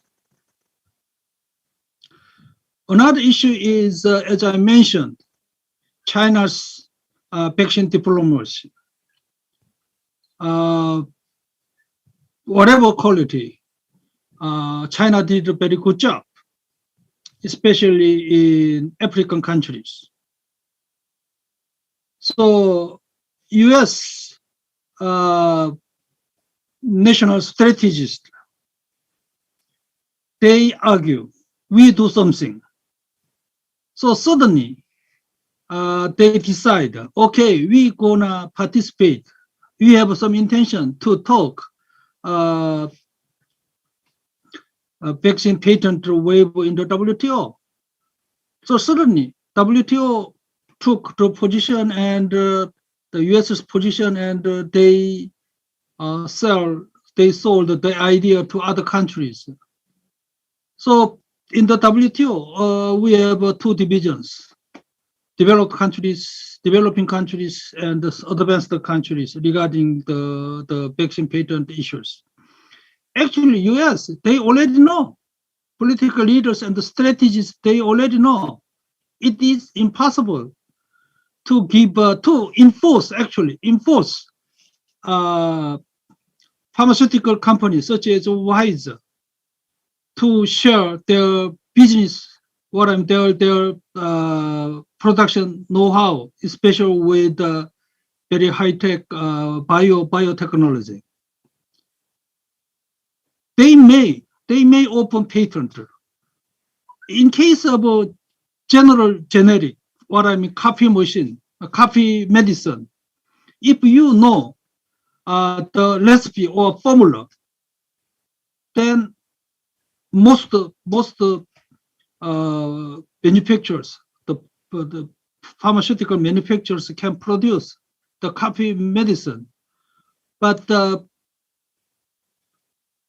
in case of mRNA vaccine, it has more than 100 steps with the biotechnologies. So it's not included in the patent system. So that's a 100% private companies' internal asset. So they know how can he enforce private companies to do it, to share their business asset. So they raise hand, but actually it is impossible. So as I told you, it's a just a diplomatic rhetoric. So your question, okay, what a role? US may stand by less developed countries, but the result is no for the vaccine patent waiver. Well, thank you very much for your contributions, speakers of this session. And of course, there's a lot of questions and issues that we would like to raise during this Q&A, but unfortunately time is limited time. We have limited time because there's another session after this, so we need to have a break. So let us then therefore give a round of applause to the speakers. Thank you for their contribution. All right, thank you again, and we will have a break. I think 10 minutes break or 5 minutes break. Professor Lee, how long? Do you have time to have a break? Yes, thank you very much to all the participants of section 2, and then especially very appreciate to the professor who said make the leader as the chair of the section 2. Thank you very much indeed. And then we just take these 2 or 3, take the break, and then we will start to 2:25, and then the next section, its name is the section 3, research paper presentation and the discussion, and the chair from the Inha University, the Tashkent. Please come to here and introduce yourself. Yeah. And then starting to Good afternoon, dear conference participants. Very happy to see you all. So we're approached our final session for the conference. So as Professor Lee mentioned, we will have 5 to 7 minutes break, as far as I understood. And then we start our session for presentation of the research papers. We have 5 papers planned for this session. And we'll start, I think, after the break. Thank you. So we'll have 5 minutes break now, then we'll start.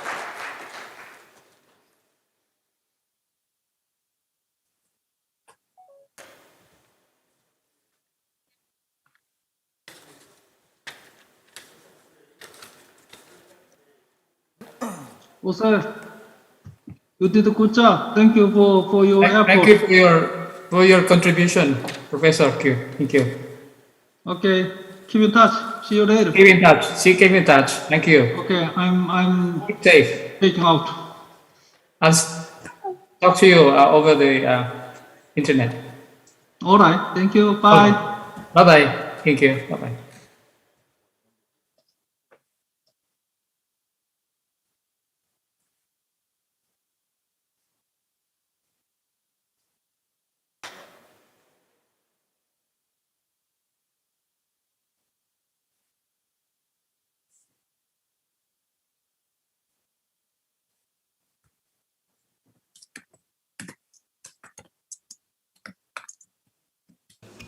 One.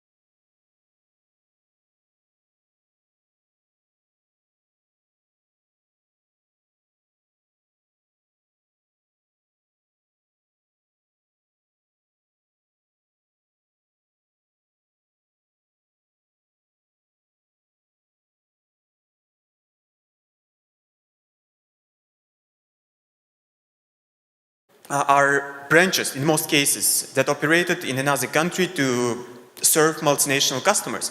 Those, they affect on exporting, they have big influence on the exporting firms. As a result, they have positive impact on the international trade between those countries involved. And the presence of the same bank in the importing and exporting country will ease the procedure of money transactions, right? Will minimize the risk and provide the guarantee for payment credibility, which is also positively influence on the trade between those two countries. Foreign banks serve as a better quality financial intermediaries who support the companies, that is the countries involved in the trade. So now let's take a closer look at some benefits of opening a foreign bank in to countries' international trade and economy, of course. So firstly, the point I want to highlight is that foreign banks increase export volumes. Since foreign banks can increase the availability of external finance, which is specifically beneficial to the exporting firms, as they have the higher demand for bank funding. That is because the foreign banks have their capital base from the parent company, right? Since the foreign banks are in most cases from developing countries, they can provide the more reliable letters of credit.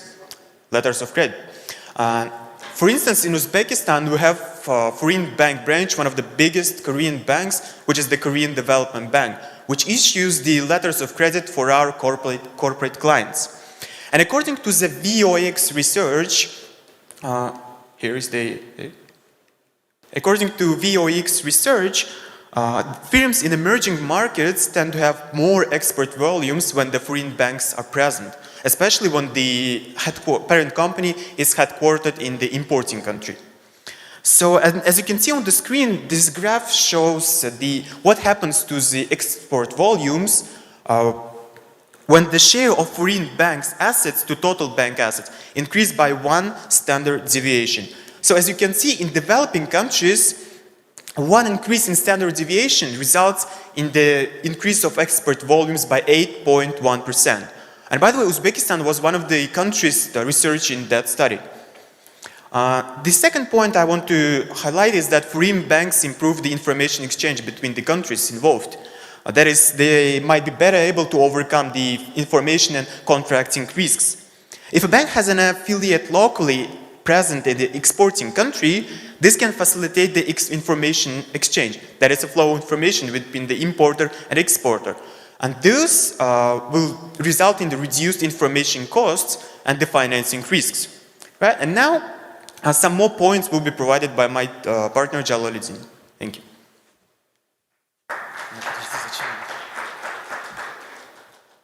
Good afternoon, everybody. My name is Jalaluddin, and I am the current student of IoT and supervisor at the dispatch department of the Baro Cargo. So we will analyze the advantages and disadvantages of the opening foreign banks and current financial risks of the current economic situation in Uzbekistan through the SWOT analysis. So let's start, and by starting we'll observe how the foreign banks can use their strengths in terms of opportunities. So as you can see, the foreign banks has lower costs for international transactions, especially between the international branches of there. So it will mean that it will boost the international trade processes, especially in the term of letter of credit, as it was mentioned, because the two main obstacles of the duration of the letter of credit and price elasticity is language and currency. So foreign banks can avoid these obstacles.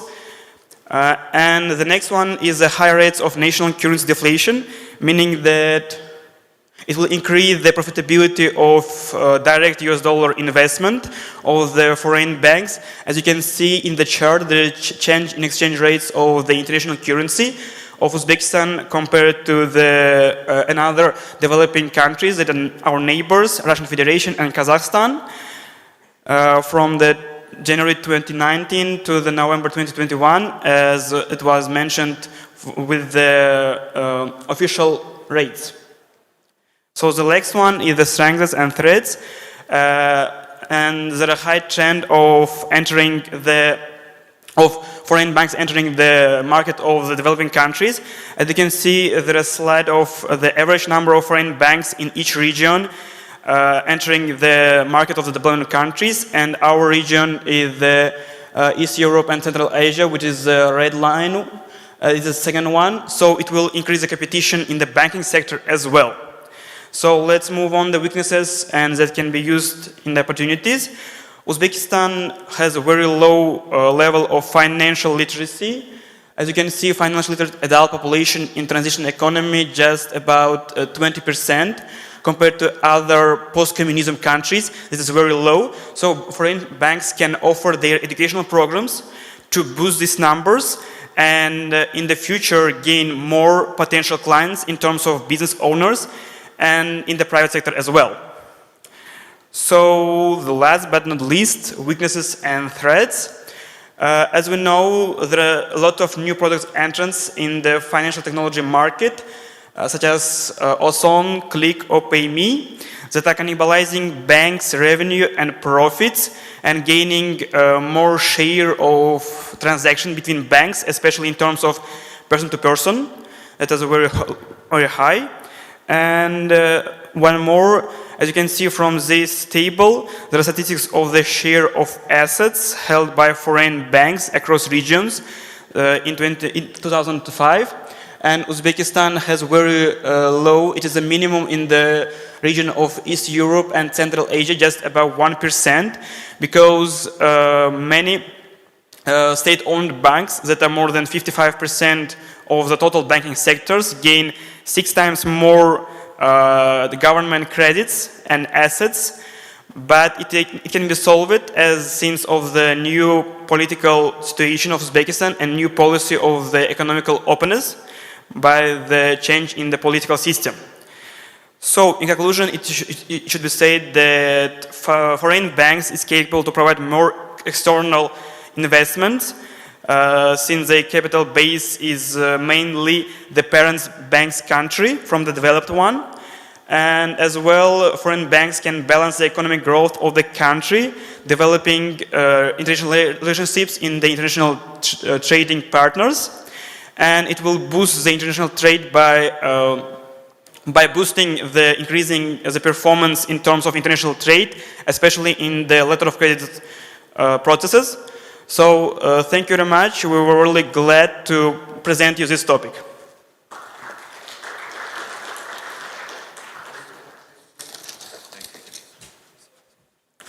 Thank you very much for all the young participants. It was interesting and good to listen to fresh new approach to research and business and logistics. And I would like to invite our final presenter, Professor Anil Kumar, a senior lecturer of the School of Business and Economics at the Westminster International University in Tashkent. Professor, welcome. The presentation will appear on the screen. Can I operate this? Yes.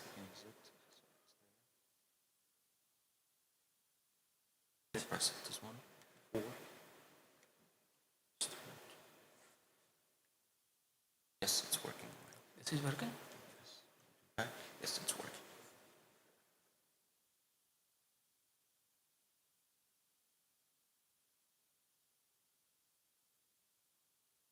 No. Yes, this is the next.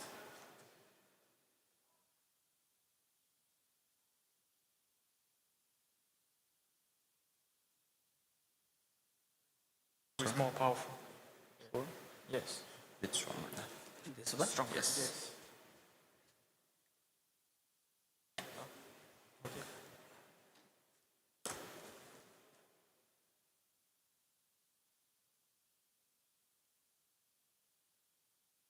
Okay.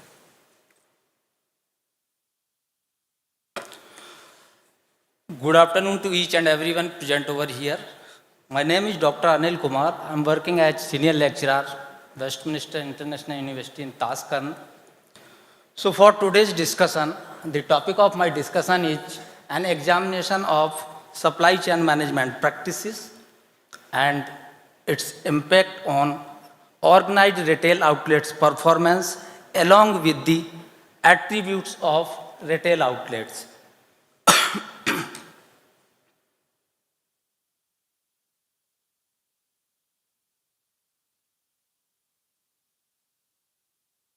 So these are the contents or outline of the presentation: introduction, objectives of the study, theoretical model which I have planned in this study, research methodology, analysis and findings, and in the end, conclusion of this presentation.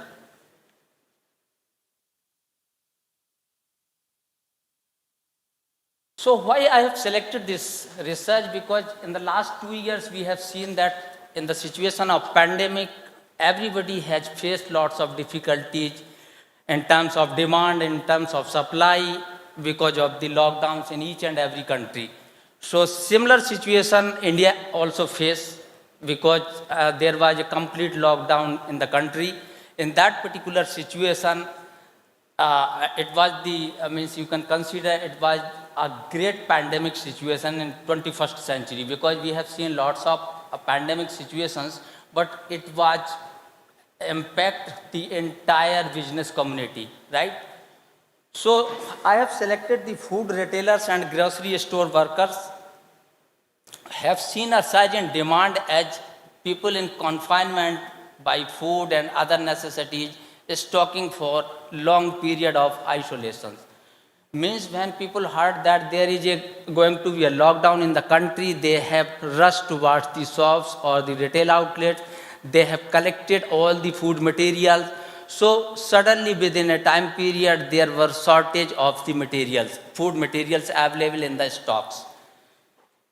In a report published by Global Development Retail Index, India is positioned at second place after China, and expected that the growth in Indian retail market would be $1.4 trillion by 2021, right?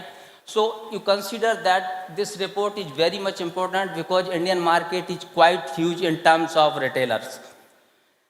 The literature found that some retailers, supermarkets and non-store retailers benefits, while other retailers get some kind of loss during this situation, this pandemic situation.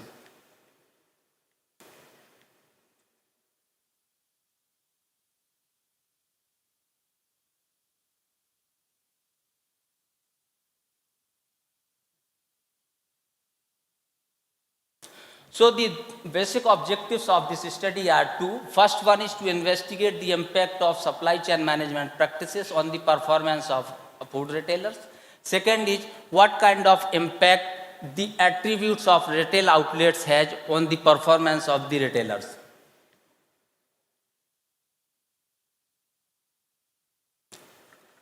For this study, I have planned this theoretical model after detailed literature review. I have not, because of the time constraint, I have not presented the literature review in this presentation. After reviewing the latest literature, I found these are the key supply chain management practices which are most suitable for such kind of study.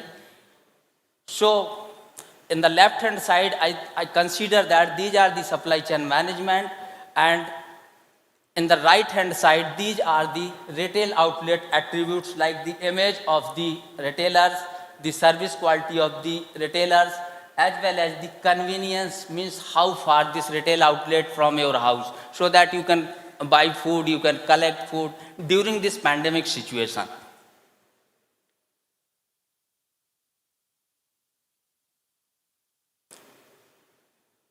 The data for this empirical study has been collected from the executives of organized food retail outlets operating all over India. The questionnaire items were chosen for the existing study from the existing studies and modified according to my study requirement. The questionnaire was based on the 5-point Likert scale, from 1 is strongly agree to 5 is strongly disagree.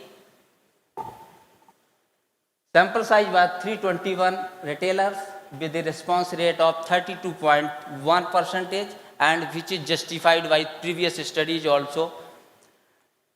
Partial least square structured equation modeling was applied for data analysis purpose or for the results.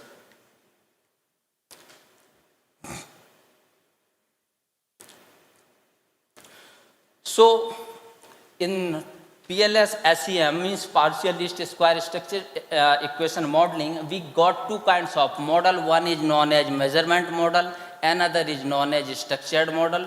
In measurement model, we test or assess the convergent validity or discriminant validity and reliability of the scale. And in the structured model, we are testing the hypothesis. So, after analysis, these are the key findings, these are the results of my findings. All the hypotheses are accepted in this case, except the one hypothesis, or you can consider the one supply chain management practices has no impact on the organization performance. There is no significant relationship between two variables, that is information quality or level of information quality.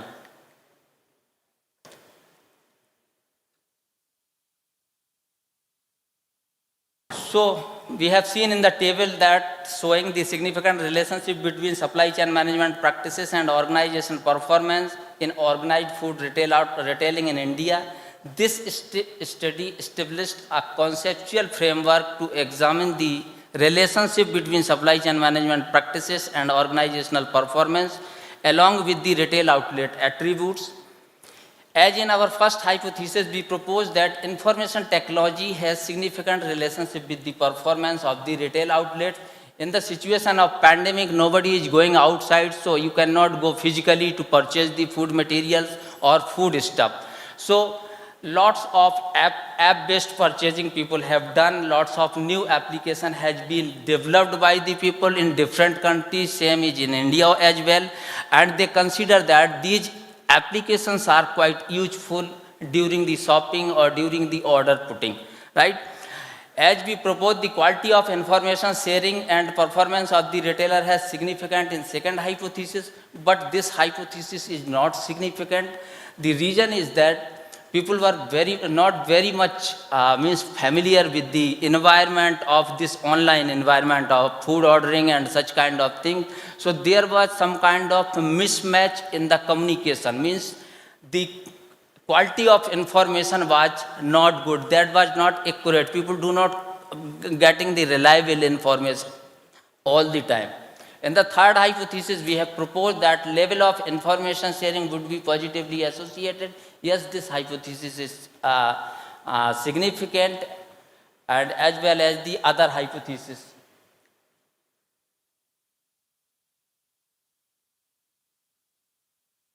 So these are the other hypotheses, as these are also satisfied along with the key the special dimensions which I have considered this, whether the attributes of retailer is having any kind of relationship with the performance. So in this study I found that in the situation of pandemic, the retail outlet attributes do not play any kind of role, means there is no significant relationship, it is insignificant.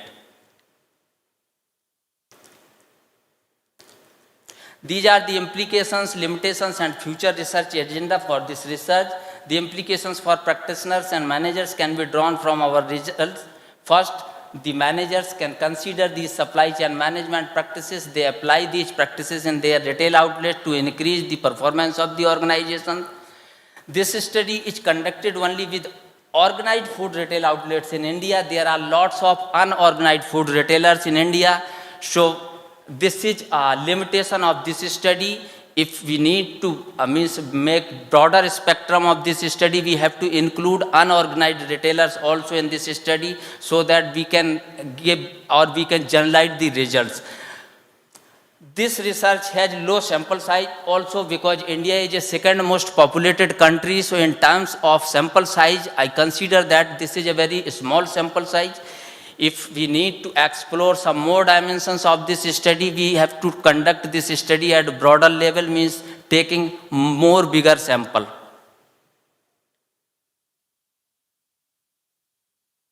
In the end, this is the conclusion of this study, that this study contribute and explore the relationship between different supply chain management practices, store attributes, retail outlet attributes, and their impact on performance of the retailers.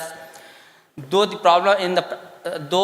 pandemic has impacted supply chain by creating shortage of materials and delay in the delivery of ordered products and services in almost every industry, still companies may wish to implement and study at least at the pilot level how supply chain management practices can enhance the performance.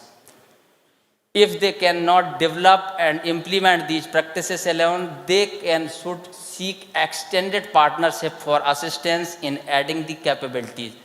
So this is all about from my side. If you have any questions, you can ask, please. Thank you so much.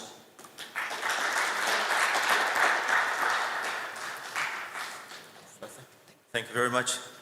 Thank you very much, Professor Kumar. Ikusunim, do we have time for Q&A session, or should we wrap up? So, assuming that we have a little bit some time for Q&A session, if you have any questions from the hall to the presenters, we would address and try to answer these questions. From the audience, any questions to professors, to the presenters? If you have no questions, I have a couple to professors. So first of all, Professor Kumar, thank you very much for your presentation. Your sample size is small, but response rate seems nice. It's not a question, but maybe it was a small comment. It would be probably nice to see a culture as a control effect in that model, so the model becomes more generalizable, and maybe see the income level or some demographic variables as the moderating effects to make it more representative in terms of the pandemic. So as we know, this retailing patterns of behavior were experienced differently by different categories of people of different levels of income. So it's very interesting, and I think our students also would benefit some advice maybe during the coffee break on the structural equation modeling to make their papers like better and more academic for the next conferences. And I have one question to Professor Ahmed. Thank you very much for your presentation as well. Brief question from a non-logistics person with a business mind. So we know Uzbekistan is double landlocked country. Would you outline any unique challenge that Uzbekistan is facing or might be facing just because of being double landlocked? And what is the negative contribution of being landlocked in making even Chabahar corridor as expensive as it is now? So from the experiment, we see that Chabahar is coming out to be around 1,500 per container.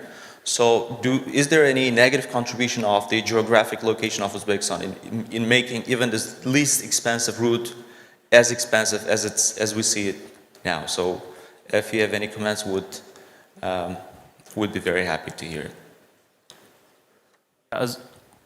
Can you hear me? Yeah. So thank you very much, Aziz, for such a kind, nice question. There are multiple dynamics to answer this question. First of all, infrastructure development. Okay. So when we take the Chabahar route, we have to pass through Turkmenistan, so it's double duty there, right? So being double lockdown means you have to pay double duty anyway. But we have if we have like a common union, just like we have the European Union or something, if we are going to that direction in CIS country, that you have to pay one tax instead of each crossing, you have to pay double taxation. Yes. So that would be significantly improving the cost of logistics. Second thing, we have different practices, I would say. Iranian, Turkmenistan, and Uzbekistan. Now, in Central Asian countries, we have the similar system. But when you go to the South Asian side, or you go to Far East Asian side, so this is one main objective of Belt and Road Initiative, to have the common practices across the board. Yes, unification. So this, if we go towards that direction, it will also significantly reduce the cost. Now, you asked about why I selected the Chabahar port and that Trans-Afghanistan port. In Chabahar port, the situation of, because it's a newly built port that was built with the Indian investment, it has a kind of competitive factors of Gwadar port of Pakistan. So it's like you have approximately 70-kilometer difference between Chabahar and Gwadar port. Yes. Both are deep sea port. Chabahar has railway connection, Gwadar did not have the railway connection. But Chabahar does not offer you deeper access in the Arabian Sea. For example, if we want to extend to Oman corridor, Pakistan would be the better option. I see. So now Oman, UAE is at the other side of the Arabian Sea. Pakistan and Iran are at the other side of Arabian Sea. So in case of Oman, it is more beneficial for them because of the preferential treaty they have with Pakistan. Pakistan bought the area of Gwadar from Oman. So historically, they have good relationship in that. So there would be less interference in this case. But in case of Chabahar, we have a lot of international factors that are influencing. So no matter what you want to do, first you have to pay extra mileage. Chabahar is inside of Arabian Sea, whether Gwadar is somewhat near to Indian Ocean and more towards India. So these are the factors. Like it's like mutually exclusive. It's 70 kilometer difference, but it counts a lot, especially when you're talking about making such decision in international perspective, political factors. So that's the reason why we have to pay extra money there. We have to pay less money there. Understood. Thank you so much. Thank you very much for your answer. Thank you very much. So, if no questions left, we announce this session over. Thank you very much for our younger participants as well. Thank you.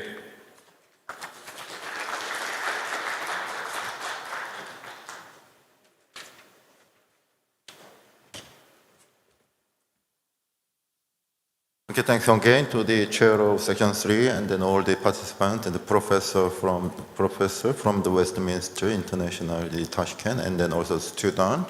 To thank you very much. Excellent your presentation. And then we now close the international conference in our university in Tashkent. That's why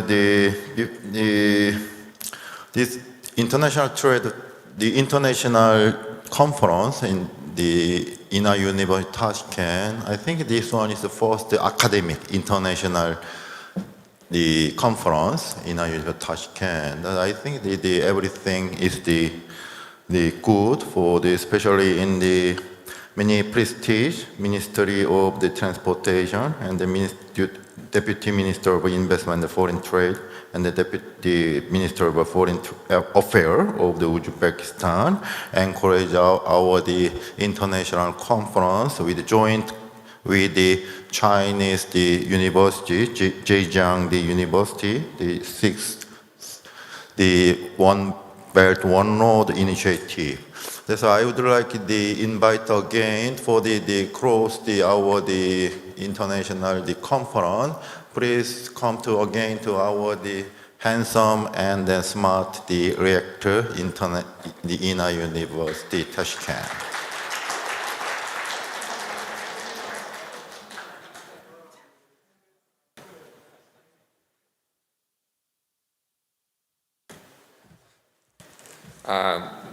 Dr. Lee, thank you very much for your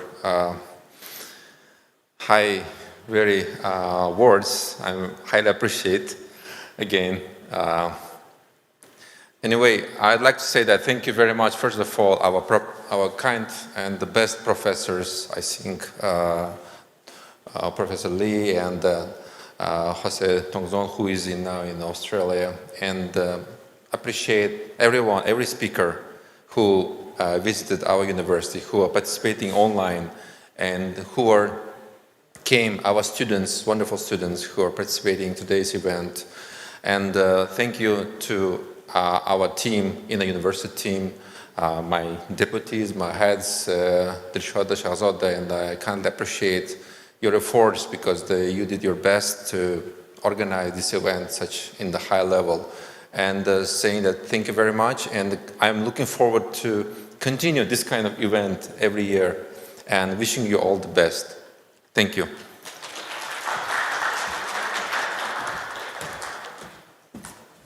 Okay, the